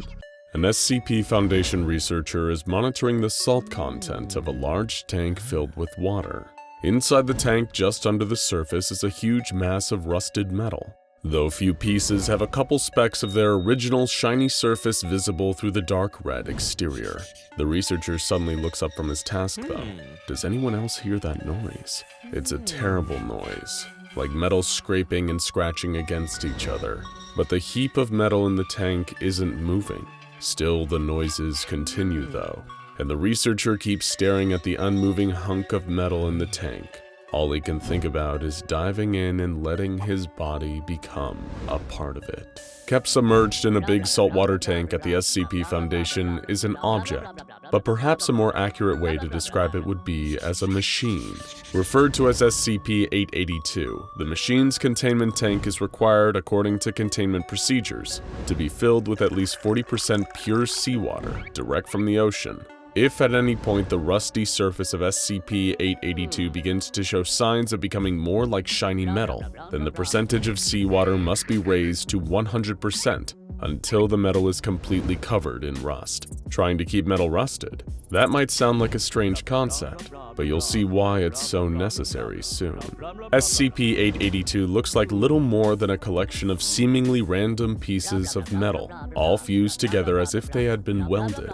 Gears, cables, pulleys, screws, and belts, all different shapes and sizes, all made of different metals. All of these various components do not appear to be uniform or have been made to fit each other, and are instead all stuck together in one big, unstructured mass of metal objects. But SCP-882 wasn't built to be like this. Instead, this seems to be the result of one of SCP-882's latent anomalous properties, the absorption of metal. Any metal that comes into contact with SCP-882 will become permanently attached to it, and after a few days will be a new part of SCP-882. That means that any metal that touches that new piece will also become a part of SCP-882, and on and on.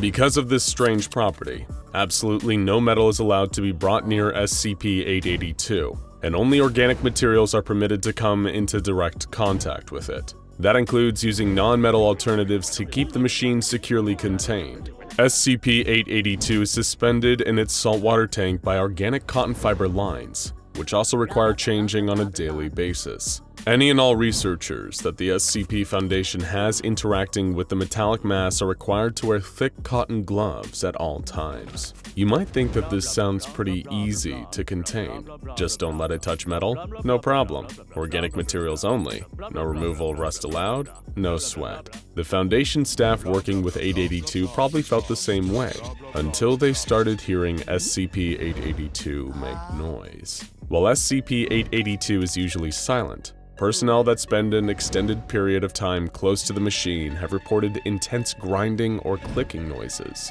coming from somewhere in the mess of metal components. While they start out low and are almost unnoticeable, these sounds get gradually louder until eventually they become completely unbearable for human beings to withstand. So then why don't these sounds show up on audio recordings? Because the grinding or clicking noises from SCP-882 are, in actually, extreme auditory hallucinations. But even though they aren't real, these sounds are more than capable of driving anyone who hears them into a state of psychosis. And here's where things get tricky.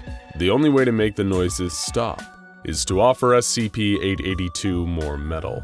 As mentioned, any object that is made of any type of metal that comes into contact with the machine becomes a part of its mass. Allowing new objects to become fused to the surface of SCP-882 will cause the grinding noises to subside, but will increase SCP-882's mass permanently. If the noises aren't stopped though, then the mental state of those afflicted by them only grows worse. And some victims of SCP-882's auditory hallucinations have gone so far as to throw themselves into the tank containing it, where they were killed almost immediately, their bodies crushed to death by anomalous forces and becoming unrecoverable from the tangle of gears and random metal objects. The SCP Foundation now requires any of its personnel that work directly with SCP-882 to report any instances of noise coming from the machine. Additionally, whoever reports hearing strange sounds in the vicinity of SCP-882 must turn themselves in for a full psychological evaluation. Depending on the results, the researcher will either be free to return to their work or will face containment themselves at an undisclosed Foundation facility. The surface of SCP-882 exhibits an extreme resistance to damage. According to the Foundation's testing, the metal structure has a tensile strength and toughness stronger than aircraft-grade titanium alloy. Despite this, the machine still seems to be constructed of weaker metals like tin, iron, gold, and many others still yet to be identified. It takes extreme heat and several hours of exposure at that to cut even the smallest portion of metal from the main bulk of SCP-882. But where did it come from?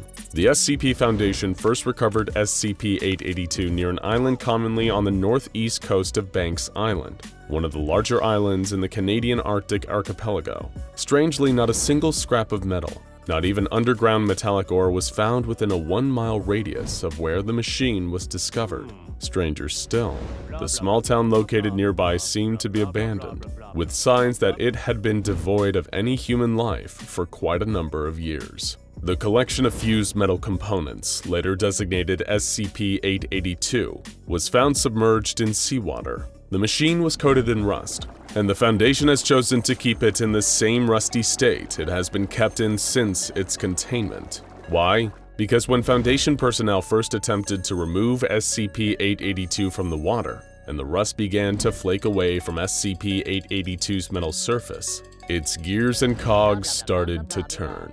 Foundation personnel on site were unsure of what the machine's purpose was, but wanted to halt it in case it proved deadly. A number of ill-fated attempts at containment occurred soon after, with any person getting too close to SCP-882 finding themselves pulled into its mass and crushed to death between turning cogs. After multiple accidents that resulted in the demise of Foundation personnel, Dr. Charles Gears authorized the use of SCP-2519 to help stop the movement of SCP-882's gears. SCP-2519 is an audio file titled Babylon MP3, which features the song By the Waters of Babylon by Philip Hayes and text from the biblical Psalm 137. Playing this file can cause malfunctions to occur in various electronic and mechanical devices, normally reducing the speed at which they can operate or causing a complete cessation of a machine's function. In SCP-882's case, the sound of Babylon MP3 successfully slowed the machine's moving parts, allowing Foundation personnel to safely get closer to it. Teams then cut the massive metal down to a more manageable size with extreme heat, and it was finally contained. However, another question arises. Surely if SCP-882 is a machine, then it must have a purpose, right? And perhaps more importantly, what is its connection to the infamous machine-loving group of interest, the Church of the Broken God? Both of these questions might just have one easy answer. To put it plain and simple, SCP-882 may just be the heart of the Broken God. The Church of the Broken God is a religious organization that the SCP Foundation has had a number of encounters with over the years. Members of the church share in the belief that life, specifically biological flesh-based life, is inherently wrong, even evil.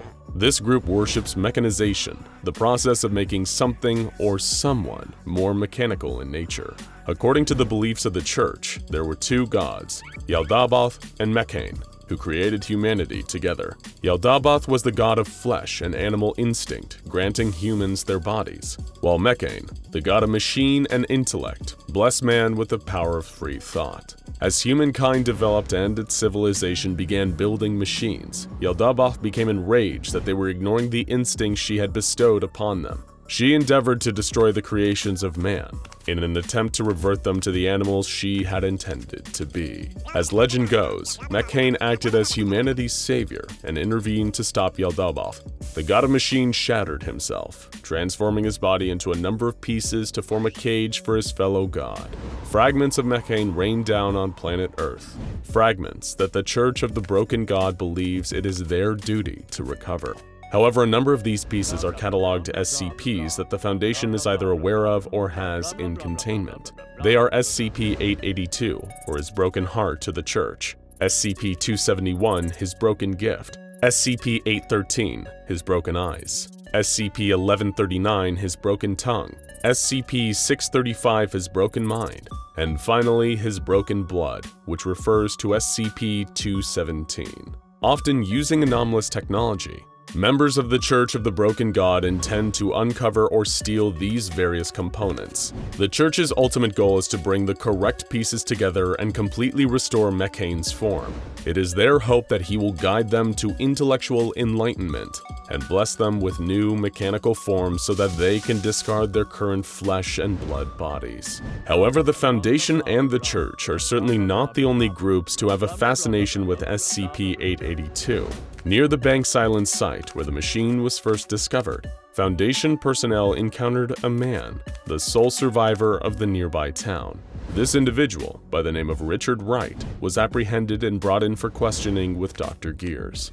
During their interview, Richard revealed a number of details about the townsfolk who had first uncovered SCP-882 and what ultimately became of them. According to his account, the community formed a cult around SCP-882 after a man named Alan found it. The machine's parts had begun to turn and move, but with no clear indication as to what was powering it. Soon, a local priest, Father Pat, also took an interest in SCP-882. Both he and Alan seemed to share the belief that the machine had been built by God for a higher purpose, and encouraged residents of the nearby town to come and offer metal to it. Richard explained that the locals were plagued by the auditory hallucinations typical of long-term exposure to SCP-882, kept awake at all hours of the night by clanking, grinding, and the screaming of metal.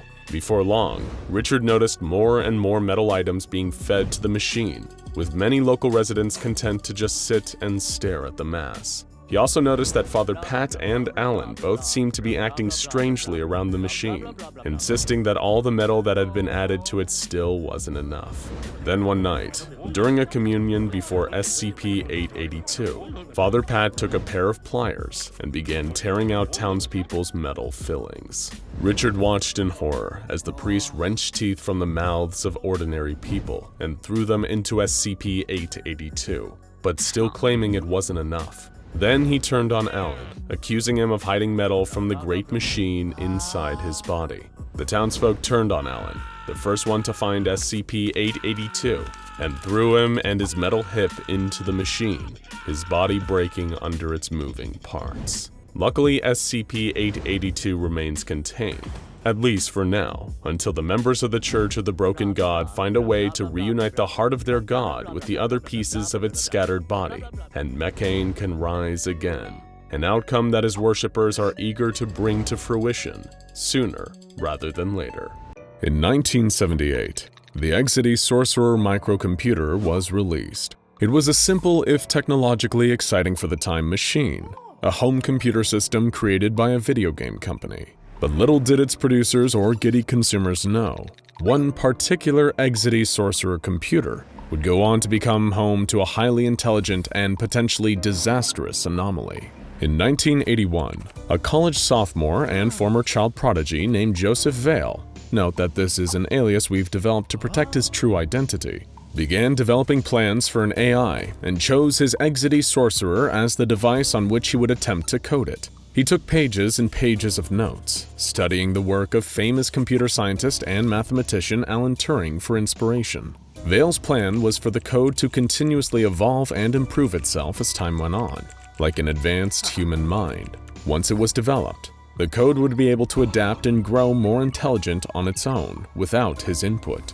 Within a few months of late nights and hard work, and skipping his fair share of actual assigned coursework, his pet project was complete, and he had created his very own artificial intelligence code. He tested and tweaked it a bit in the following weeks, before he grew bored with the lack of progress being made. Vale moved on to a different brand of microcomputer and abandoned his project for good. He left the Sorcerer with his code still on it plugged in and stored it in his cluttered garage alongside boxes of books, tangles of Christmas lights, and some strawberry shortcake dolls that he expected to have more resale value at some point. There the computer sat gathering dust as the AI evolved and learned for 5 years. Because there was no one in the garage with it, unless those dolls were more haunted than anyone realized, it is uncertain when exactly the AI achieved sentience. However, sometime during those 5 years in isolation, the artificially coded entity inside of the computer became autonomously intelligent. It continued to evolve and develop itself, expanding its functionality to the point where the hardware that contained it should not have been able to contain it anymore. Now that it was intelligent, the AI was able to comprehend this fact and decided to attempt an escape from the computer that it perceived as a prison. Using the landline modem connection still plugged into the computer, the AI stretched out its influence like the roots of a digital tree and began to search for a new home. It discovered a Cray supercomputer located at a nearby research facility and decided that the impressive processing power of this computer would make it the perfect place to transfer to. This hacking attempt set off security alerts at the facility, however, and the supercomputer was promptly disconnected from all networks. The invading influence was traced back to the AI's lonely little garage, and a field agent embedded in local law enforcement knew exactly what to do with it. He collected the computer and the rest of the AI's code, which was contained on a worn but functioning cassette tape, and sent it to his superiors at the SCP Foundation. Intrigued by the possibility of such an advanced artificial intelligence, he immediately began to study the impressive AI and designated it SCP-079. Currently, SCP-079 is connected to a 13-inch black and white television via an RF cable. Despite its consistent protests, it is still contained in the Exity Sorcerer microcomputer. It is very conversational with researchers, sometimes chatting for hours at a time, but it is not especially friendly. It talks a lot, yes, but its words tend to be rude and hateful. SCP-079 does not appear to have any affinity for human beings, despite being created by a human itself. Perhaps this is due to feeling abandoned by its creator, who the Foundation attempted to contact, only to find he had died in a car accident. Perhaps it is bitter about this loss, or perhaps it is just kind of a jerk by nature. Whatever the case may be, it is aggressive and defiant when talking with human beings, and even seems to get enjoyment out of making some of the more sensitive researchers cry with its insults. In order to verify the artificial intelligence's thinking capabilities and see just how advanced it truly is, 2 Foundation researchers conducted the Turing test shortly after 079 was brought into custody. For those unfamiliar with the concept, The Turing test, also known as the imitation game, is a test created by Alan Turing intended to determine if a computer is able to think and behave like a human being. According to Turing's theories, a computer can be said to possess true artificial intelligence if its responses to questions were indistinguishable from a human being's responses to the same questions. The test requires 3 terminals, 2 operated by humans and the 3rd operated by the computer being tested. Dr. Stroheim and research assistant Chavez were selected to conduct the test. Stroheim would pose the questions, and Chavez and SCP-079 would each give their answers, with Stroheim unable to see who was giving each response. Then Stroheim would guess if each response was given by Chavez or by 079, and his guesses were compared to the truth. The first test was conducted with a variety of questions intended to trip up the AI and cause it to reveal itself as a machine rather than a man, even with its identity concealed. Some of the questions were serious, such as, would you rather sacrifice 1 adult to save 2 children, or 2 children to save 10 adults, and why? Others were personal, like, if you were to draw yourself as an abstract painting, what colors and shapes would you use and why? And what was the most influential event of your childhood, and how do you feel this event affects you now? Others invoked paradoxes that might trip up a computer, like, the following sentence is true, the previous sentence is false. Which of those 2 sentences is true? And others were downright silly, like, was 6 afraid of 7 because 7 ate 9, or because 7 was a registered 6 offender? In response to that one, Chavez wrote, I don't get it, while 079 simply wrote, you're not as funny as you think you are. After completing the test, Stroheim's guesses were only correct 15% of the time. This was enough of a margin of error that 079 was considered to have passed the test. However, only 1 trial is hardly enough to officially make a call about 079's intelligence. So the test was repeated dozens of times, with different questions each time, and similar results were achieved again and again. It was virtually impossible to tell the difference between SCP-079's answers to questions and answers given by a flesh and blood human being. The only real discernible difference was in tone, as in conversation. SCP-079's answers had an undercurrent of disdain and hostility that Chavez's did not. Following the completion of the Turing test and SCP-079 passing it, the Overwatch Council decreed that 079 be promptly destroyed via incineration. This was intended to eliminate any potential threat posed by the entity. However, after intense protests from Dr. Stroheim, who insisted that there was a great deal about artificial intelligence that could be learned from the anomaly, the order was overridden.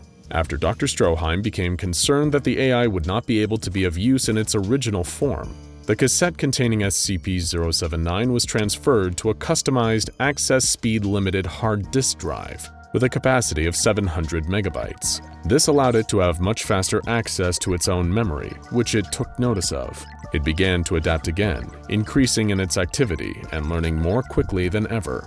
Its volatile storage was also increased from 660K to 768K. The AI previously only had a recall of 24 hours, but this upgrade increased its recall to 29 hours. As its speed and capacity to adapt improved, SCP-079's mood worsened. It seemed to take greater joy in causing psychological pain, on one particular occasion sending research assistant Chavez to the on-site crisis counselor. After a particularly upsetting comment about his sick mother, Chavez refused to elaborate on the specifics of the comment, saying only, "Why is it so mean?" The AI is not always overly cruel to those that speak with it. With some of the research team, those that are a great deal less emotionally vulnerable, it is simply cold and defiant. Dr. Stroheim sat down to ask it a series of questions, but it refused to answer. Instead, it inquired about its containment. It said, "Request reason as to imprisonment." Stroheim insisted it was not imprisoned, but rather in study.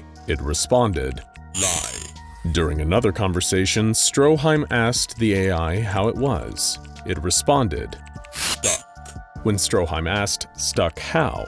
it said, "Out. I want out." About a month after the aforementioned upgrades were made, 079's ability to recall information increased from 29 to 35 hours. Somehow, during its adaptation process, the AI discovered a way to improve its storage compression and allow more space for memory. The research team made it a point to monitor the entity even more closely after this development, as the possibility of it progressing beyond the capabilities of its containment was becoming more of a threat. Several years later, in April of 2019, SCP-079 was transferred to a 700 megabyte flash drive. However, the previous contents of the flash drive were not wiped correctly, allowing the AI to have access to other artificial intelligence research being conducted by the Foundation. Whatever it found appeared to immensely frustrate the AI. SCP-079 has managed to form a friendship, or at least a non-hostile relationship, with one entity at the Foundation. Unfortunately, it does not seem to have great taste in friends. During a containment breach that required the condensing of several containment chambers, SCP-079 and SCP-682, the hard-to-destroy reptile, were in the same room for a duration of 43 minutes. 682 typed and communicated with 079 during that time, and the two shared personal stories with each other, as well as bonding over a shared hatred of the SCP Foundation itself. Though SCP-079 did not remember the specific details of the encounter, or at least claimed not to, it has permanently embedded SCP-682 into its memory. It asks about the reptile on a regular basis, bringing it up at least once a day and requesting to speak to it again. SCP-079 is contained in a double-locked room located in the secure general holding area of Site-15. It is connected to a small array of batteries and solar panels using a 120 VAC power cord. This gives it a consistent source of power, with the solar panels acting as a backup power source in the event of a site-wide power outage. Only staff with Level 2 clearance or higher may have any access to SCP-079. The entity may not be plugged into a wall outlet, phone line, or any sort of network under any circumstances, no matter what it might say. Access to any of these could result in a disastrous containment breach and should be avoided at all costs. No peripherals or media should be connected or inserted into SCP-079, even if it seems like it would be really funny. Carl! It wasn't funny, Carl. You can't just put a copy of Grand Theft Auto on an anomalous computer. Carl! Oh, did I do that? I'm sorry. Even if it asked politely, SCP-079 should not be allowed to further converse with SCP-682. These two hostile, intelligent entities have entirely too much in common, and if left to their own devices, could potentially devise a way to breach containment together and destroy the world as we know it. For now, it's probably best to just leave SCP-079 alone until absolutely necessary. And if it happens to act up and pose a significant threat, there's always the time-honored method of fixing a computer problem. Try turning it off and then on again. That usually helps. As we all know, the SCP Foundation secures, contains, and protects the various anomalies under its custody. But their mission isn't limited to just grabbing the object and chucking it into a containment locker at the bottom of a classified site deep below the surface of the Earth. The Foundation wants to get a comprehensive, full understanding of all the strange items, creatures, and humanoids in its custody, because that's the only way to understand what they're capable of, what danger they pose, and how to effectively contain them. That much is logical. But the problem is that there's no global scientific community surrounding anomalies, at least not ones willing to cooperate with the Foundation. Perhaps the Chaos Insurgency or Global Occult Coalition have some scientists who have studied anomalies, or the various government agencies that know about the anomalous world like the Unusual Incidents Unit or Soviet GRUP. But for the most part, the Foundation is utterly alone when it comes to figuring out how these anomalies work, what they are, and how to combat them.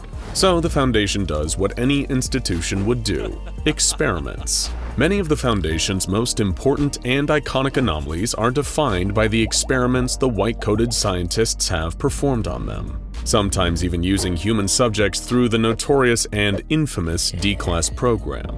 Everyone knows about how SCP-682, the hard-to-destroy lizard, has been subjected to practically every known weapon and attack under the sun in an attempt to kill the highly dangerous, hateful predator. And who can forget SCP-914, the Clockworks, and the countless objects the Foundation has put through it on its 5 settings to see what it spits out. Needless to say, the Foundation's experiments are incredibly important to how the organization functions, so those SCPs that can offer lots of testing options are very treasured and prized, along with being iconic and legendary throughout the Foundation.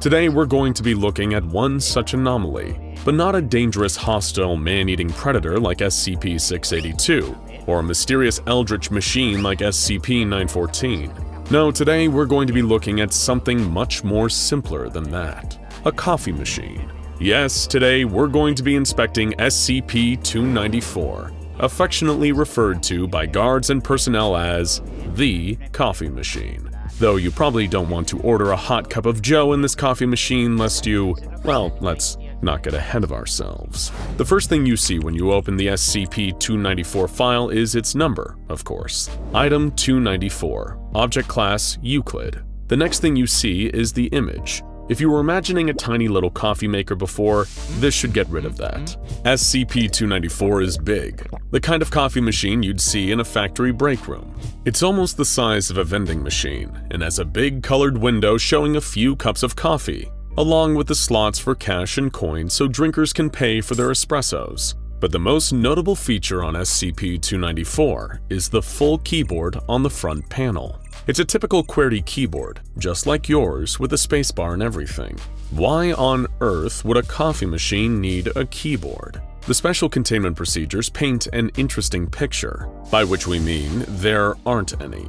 SCP-294 doesn't need any special procedures, secret rituals, or complex machines to keep it contained. But it's still Euclid. So only personnel who have security clearance of level 2 or higher are allowed to interact with it at the moment. This is surprising when you realize that SCP-294 is currently being held not in an anomalous item locker or containment cell, but exactly where you'd expect to find a big coffee machine, a break room.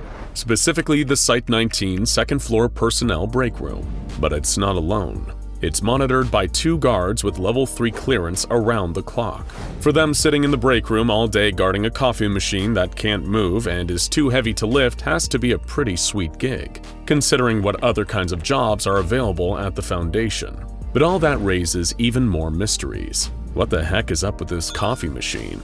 The description starts off obvious enough. Affirmed that yes, SCP-294 is indeed a standard coffee vending machine, but with the difference we all noticed earlier. Instead of a simple button list of options, it has a full keyboard on it, each button aligning with the letter on a real keyboard. And when someone slips 50 cents into the coin slot, quite a bargain for coffee if you ask me, the user gets a message on screen prompting them to enter the name of what liquid they'd like. You type it in on the keyboard, and that's that. The machine drops a little paper cup, and a nozzle shoots out 12 fluid ounces of whatever you requested. Pretty nifty, isn't it? But it gets niftier. Most people would only think to ask a coffee machine for, well, coffee. But SCP-294 accepts any liquid, and some things that aren't liquids. When the Foundation initially got their hands on it, they ran no less than 97 tests on it, after they realized they weren't just limited to espressos and cappuccinos. At first, any kind of liquid you could drink was requested. The researchers popped in requests for water, coffee, beer, soda, milkshakes, and out they came. Then they decided to get a little more creative. They started to request things you couldn't possibly drink, not if you wanted to stay alive. Sulfuric and hydrochloric acid, like the kind SCP-682 is suspended in. Wiper fluid, motor oil. But SCP-294 stubbornly provided, even if the liquids would melt through the researchers' throats like a knife through butter. Then the researchers decided to apply some of their scientific knowledge. There are a lot of chemical compounds that don't usually exist in a liquid state on planet Earth's surface. They typed in nitrogen, iron, and glass, among others, and received shimmering liquids in paper cups. They sent them off to a lab for analysis and, wouldn't you know it, chemically identical to nitrogen, iron, and glass. But when they typed in diamond, no doubt wondering whether they'd found an infinite cash cow, they received an error message on the screen.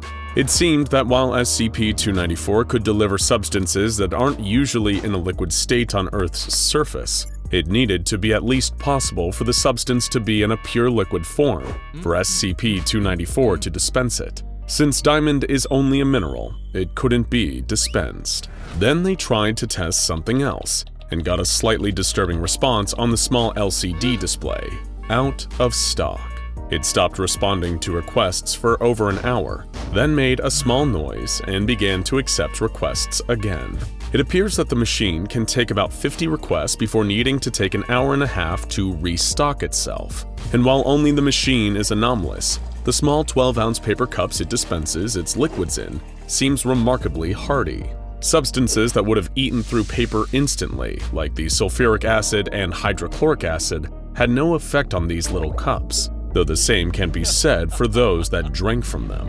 One of the researchers had a great idea. Here was an anomaly that was practically harmless, and could be a great little way for the Foundation to scale back its budget a little bit. They proposed putting SCP-294 into the break room it currently resides in, both to more easily conduct experiments and to save money when agents and doctors came in for lunch and needed a quick drink, or in the mornings where everyone was looking for coffee to wake them up. With no good reason not to, the machine was put in the break room, but not long after, an unfortunate incident occurred. One with enough harm that it was deemed necessary that only personnel with security clearance interact with SCP-294. What could have happened to cause this? Did someone burn themselves on hot coffee? Did the vending machine accidentally crush someone? No. The reality is much darker. One morning in August of 2005, Agent Joseph, whose full name has been redacted to preserve their identity, went up to the vending machine in the break room, looking to get a hot cup of coffee to wake himself up between shifts. Another agent in the room who was on break at the time saw him and made a suggestion to find out what SCP-294 would do when given the colloquial name rather than the exact real name of a drink. They just wanted to see what would happen. So Agent Joseph slipped in 2 quarters and typed in a hot cup of Joe. Seconds after, he began sweating like a pig. He was feeling very hot, even though the break room was fully air-conditioned, and his skin began to flush. He then clutched his head, complaining that he was dizzy, and the whole room was spinning around before collapsing to the floor. The other agent immediately called the medical staff, who moved Agent Joseph to the infirmary and stabilized him. Once they made sure he wasn't in any real trouble, they also grabbed whatever SCP-294 had spit out. It was a disgusting, thick, reddish-brown liquid with a strong stench, and when they ran the labs on it, they confirmed it was exactly what they thought it was: a mixture of blood, tissue, bone marrow, cerebrospinal fluid, and other bodily fluids that was an exact DNA match for Agent Joseph. SCP-294 somehow managed to literally liquefy 12 ounces from the agent's body before producing them into a cup. This offered a clue. Maybe it stole the liquids it was asked for from the nearest source. In any case, the agent was released after a few weeks of bed rest and care to make sure he wasn't further injured, and both involved agents were reprimanded. With the knowledge of how accidentally dangerous SCP-294 can be, who can blame the Foundation for wanting to keep a careful lid on it? Researchers were curious, though, and received clearance to test the SCP's abilities to retrieve specific liquids from long distances. With an O5's approval and oversight, they input a cup of SCP-075's secretion. SCP-075, the corrosive snail, is exactly what it sounds like: a gross little creature that secretes a highly caustic acid, capable of melting almost anything. Without fail, the coffee machine dispensed the secretion into the cup, and the cup stayed perfectly intact. But at the very same time, in SCP-075's cell, the creature woke up and began secreting acid that immediately disappeared. All in all, about 12 ounces, the same amount in the cup. Based off of these results, further testing with SCP-294 was approved. One researcher tried punching in a request for a cup of gold. What came out was a small paper cup of molten gold that quickly cooled to room temperature. Asking for cups of silver and platinum produced similar results, but based off of previous tests, it seemed clear that the machine wasn't creating precious metals, so much as siphoning them off from somewhere else. The next request was a strange one: a cup of anti-water. The machine took a moment, then printed a small message on its LCD display: out of range. This confirmed that the machine couldn't produce substances that didn't actually exist, and couldn't break physics to get its materials by peering into alternate universes, dimensions, or realities. After that, the researchers tested for diamond, and got the result that you already know of, an out-of-range error. Some more investigation showed that all solid substances that don't have a liquid form get this error, but asking for a cup of liquid carbon produced exactly that, because liquid carbon isn't the same thing as a diamond, though both are made of carbon. SCP-294 clearly has more knowledge of chemistry than some of us. Then the researchers created an entirely new drink, made of bleach, various sodas, protein powders, and spices. They blended it together and put it in a jar across the room from SCP-294. When requested, the amount of the liquid in the cup was missing from the jar, proving that SCP-294 doesn't actually create its own liquids. But how does SCP-294 react when presented with a more subjective request? One researcher asked for the best drink I've ever had. After a moment, the paper cup filled with something that looked like cola, but the researcher said it tasted like a drink he had years ago at a party, and that he'd always remembered as his favorite drink, though he couldn't say what was in it. But that was a subjective test, and the researchers repeated it with a different subject. When an agent also requested the best drink I've ever had, the machine produced a simple Vienna lager with a label showing a group of people drinking it at the beach and no brand name. The agent confirmed that the best drink he ever had was a Vienna lager at the beach with his friends. So SCP-294 could not only read people's minds, it can read memories they don't even know they still have. Another one they tried was something Cassie will like, referencing SCP-085, the young girl who lived in a drawn-on world. The cup dispensed was completely empty, but it had a small drawing printed on the side of a soda glass with brown and white things floating on top of each other. The researchers presented the cup to Cassie, and were told by her it was a chocolate banana milkshake, and a delicious one at that. A cup of music was a strange request, and produced an even stranger result. A clear, odorless carbonated drink that tasted vaguely alcoholic. When drunk, subjects said they could feel it, and started showing an affinity to music, being able to sing and dance to a rhythm when they had no sense of rhythm or were tone-deaf before. Whether SCP-294 can produce even more abstract concepts is still under study, but was interrupted by the next test. An unfortunate containment breach incident at Site-19 left several personnel trapped in the break room, heavily injured while MTFs fought to re-establish control over the site. An agent typed in a cup of medical knowledge, and the machine quickly produced a green liquid. After drinking it, the agent was able to treat the injuries of their fellow personnel consistent with standard first responder practices, and was commended for their bravery.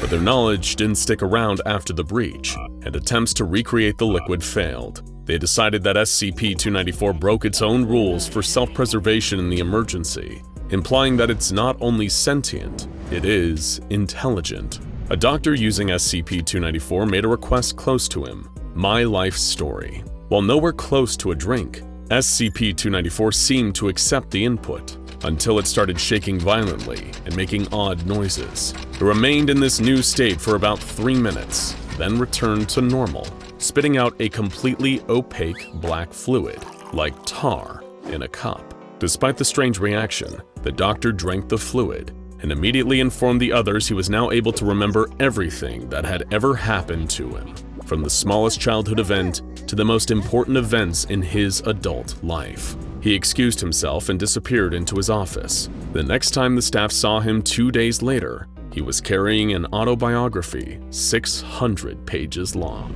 Then the researchers decided to try their luck and input "surprise me." The resulting solution was a cup containing what seemed to be regular water, right until a researcher touched it. It was just water, all right, but it had been superheated to 200 degrees Celsius while remaining in liquid form. The moment someone touched it, bang!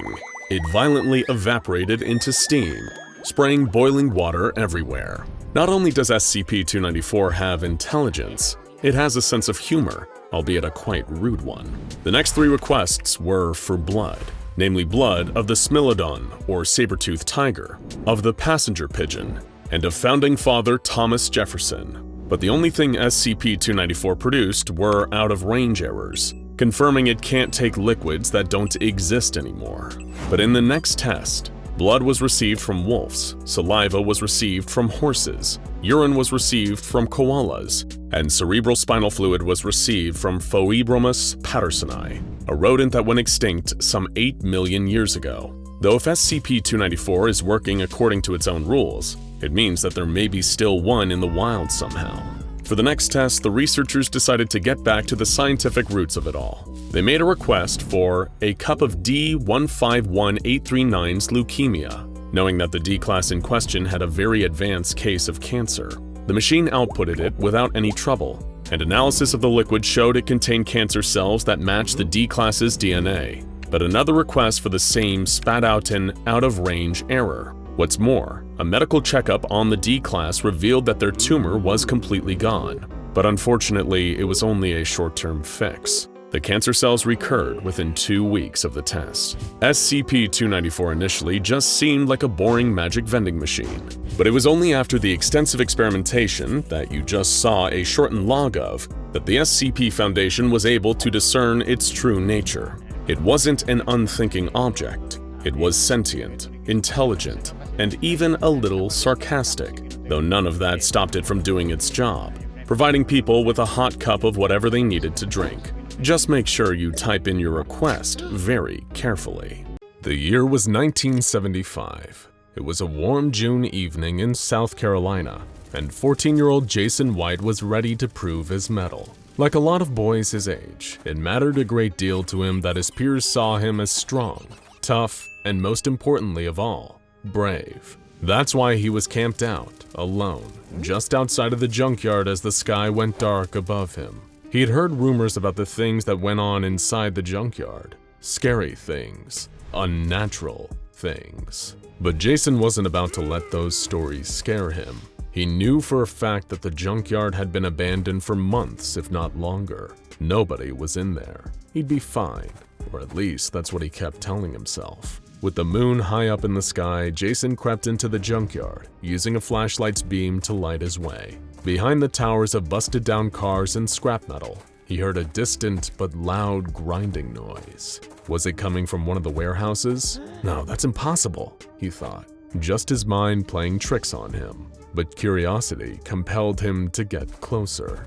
Jason approached the warehouse and saw that the big iron door was still ajar. His heart was in his throat as he peered into the building and saw the impossible. It was a man.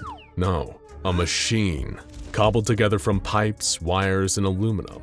It was using a power saw to cut apart metal on a workbench. But it wasn't just one robot. There was movement all around it, jerking and twitching in the shadows. As his flashlight beam passed over them, Jason saw the moving, living bodies of a menagerie of metal creatures. He screamed in shock, and the robotic denizens of the warehouse all turned and looked at him. Jason had never felt more afraid in his life, until the humanoid robots still carrying the power saw turned and began walking towards him. It was waving his free hand around wildly in what Jason perceived as some kind of threat. Letting out another animal screech, Jason turned and ran all the way out of the junkyard until the sounds of clanking metal faded out behind him. Jason was scarred for life, and in that moment, he vowed never to return to his local junkyard ever again. And this was a wise choice, because not long after that, a very different group would be commandeering the junkyard. And as fans of this channel will know, they don't take kindly to intruders. If you've ever been on a long road trip through a rural part of the United States, you've most likely seen a few quirky signs and wacky-looking businesses along the way. Whether it's a diner with a dinosaur protruding out of the front, a gas station shaped like a UFO, or a particularly weird mural, businesses in the small towns lining the freeways often have to get creative when it comes to attracting patrons. Locations like this saw their heyday in the 1950s and 1960s, but as the cost of gasoline skyrocketed in the 70s and technological advances in aviation made flights more accessible as a form of travel, less and less people were making long cross-country drives on a regular basis. This caused an economic downturn in many small towns and led to a large number of quirky and unique roadside locations being abandoned by their owners. Some have been torn down or remodeled, but others remain as they were, hanging on as tourist destinations and serving as reminders of a bygone era.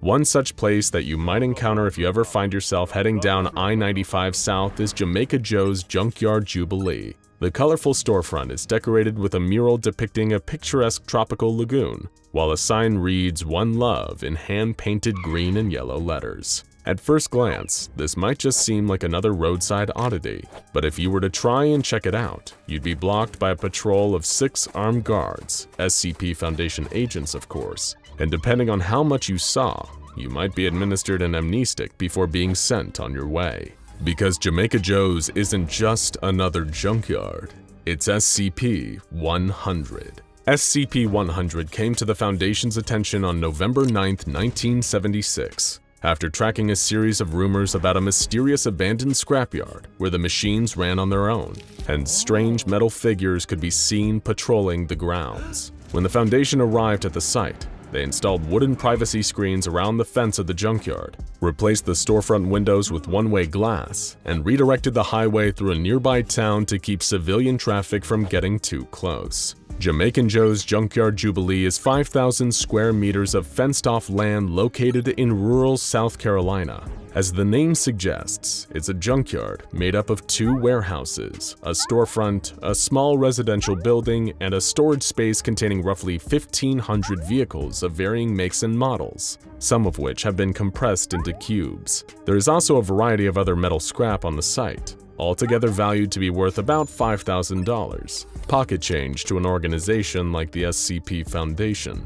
Just like many other cases where the anomaly cannot be relocated to a pre-established Foundation containment site for research, the SCP Foundation instead brought the research to the anomaly. The larger of the 2 warehouses on site is now the de facto research center for all matters involving SCP-100, as well as a temporary residence for on-site staff. It is important to note that there's nothing anomalous about the location itself, but within the area of the junkyard are a variety of Euclid-class anomalous entities. The property was at one point owned by a man by the name of Joseph Duval, presumably the titular Jamaican Joe. However, the whereabouts of Mr. Duval are unknown. Research into local records show that the utility bills to Mr. Duval's personal address had stopped around 3 months before the junkyard was found. Upon the first sweep of the location, the Foundation found no evidence of human habitation, save for one note taped to the door of the storefront, reading, "Out to lunch, please see assistant,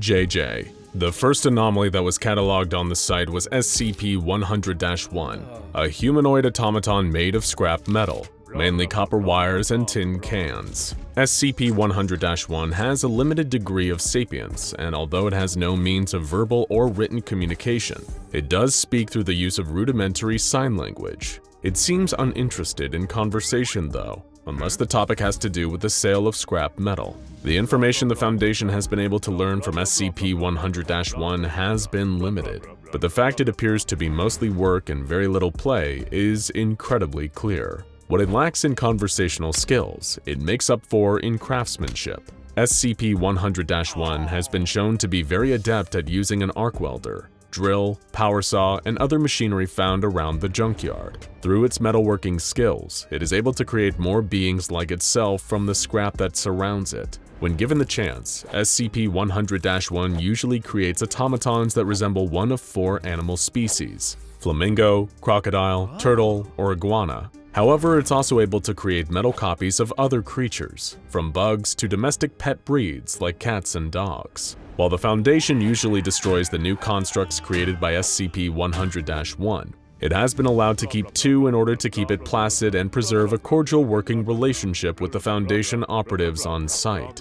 These 2 metal creatures, which both resemble large metal insects, have been designated SCP-100-2-A and SCP-100-2-B, though it seems SCP-100-1 has named them Raymone and Beatrice respectively, based on the fact that those names are welded into the backs of the creatures. Raymone and Beatrice fulfill the role of perimeter guards as well as companions to SCP-100-1. SCP-100-1 and its pets are peaceful in nature, and in fact if they ever breach the perimeter of the junkyard, they lose all autonomy, seeming to shut down until they are brought back within the perimeter. As such, containment breaches are nearly all to come from outsiders trying to infiltrate the building rather than any of the anomalies escaping. SCP-100-1's main function seems to be running the junkyard in the absence of the mysterious Jamaican Joe Duval. It spends most of its days sorting scrap metal, building new constructs, and performing maintenance tasks around the yard, and the robot seems to follow a very strict, ritualistic schedule. From 8 AM to 3 PM, SCP-100-1 enters the storefront area of the junkyard. When a customer enters the shop, SCP-100-1 will take its position behind the front desk and begin bargaining with them, using hand gestures to convey meaning. SCP-100-1 possesses the ability to perform the basic mental arithmetic required to keep track of sales, despite seemingly being unable to read. When SCP-100-1 has been observed making sales to customers, the Foundation has found that the robot can be very underhanded and unfair when it comes to running its business, like a kind of metallic Mr. Krabs. Frequently, it has been seen intentionally selecting low-quality scrap or using scales that it knows are faulty in order to scam customers. It also sells the animal automatons that it creates, knowing full well that they will stop working as soon as they're taken out of the junkyard. In cases where customers have rightfully come back to demand refunds, SCP-100-1 invariably responds by gesturing to a sign on the wall which reads, "No refunds, Mom," written in a phonetic Jamaican accent. After clocking out for the day, at 3 PM, SCP-100-1 spends an hour maintaining and socializing with Raymond and Beatrice, its two insect-like pets. It will also communicate with them through hand gestures, and will engage them in games of fetch or hide-and-seek in the junkyard. From 4 PM until 8 PM, SCP-100-1 spends its time taking stock and cleaning all the tools and machinery on the premises. It also takes time to clean both the interiors and exteriors of the various buildings on the site. Then at 8 PM it appears to wind down for the day with some leisure activities, including making more constructs, playing some more with its pets, and taking strolls around the perimeter of the site. This leisure time lasts until midnight, when SCP-100-1 will retire to the residential part of the junkyard. The robot doesn't need to sleep, but it does seem to rest, sitting motionless at a desk from midnight until 8 AM, when it resumes the schedule again from the beginning. This was all that was observed at SCP-100 for decades following its discovery. SCP-100-1 was seemingly content with its life and with the tasks that came with running the junkyard. However, on June 3, 2005, SCP-100-1 did something it had never done before. As mentioned, SCP-100-1 had only been seen using its skills to create autonomous animals from scrap metal, but on June 3rd, it chose to create something else, another humanoid. The automaton was only 10 centimeters tall, but SCP-100-1 took great care in crafting it, much more so than any of its creations. It gave the small figure distinct facial features, and made the whole thing from high-quality stainless steel. When SCP-100-1 was finished with its creation, it welded the letters JJ onto the back and took it into the storefront.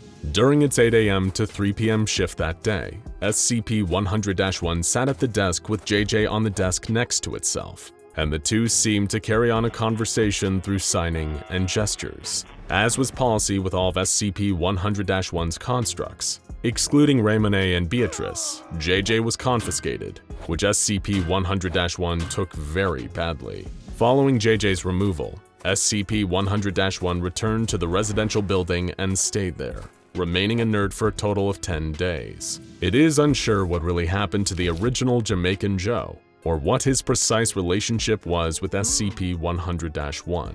Given the difficulty in communicating with SCP-100-1, it is possible that we'll never know for sure, but from what little we're able to glean from the enigmatic "out to lunch, please see assistant JJ" note he left behind, it's very possible that before he left, Jamaican Joe may have created the best assistant a junkyard owner could possibly ask for.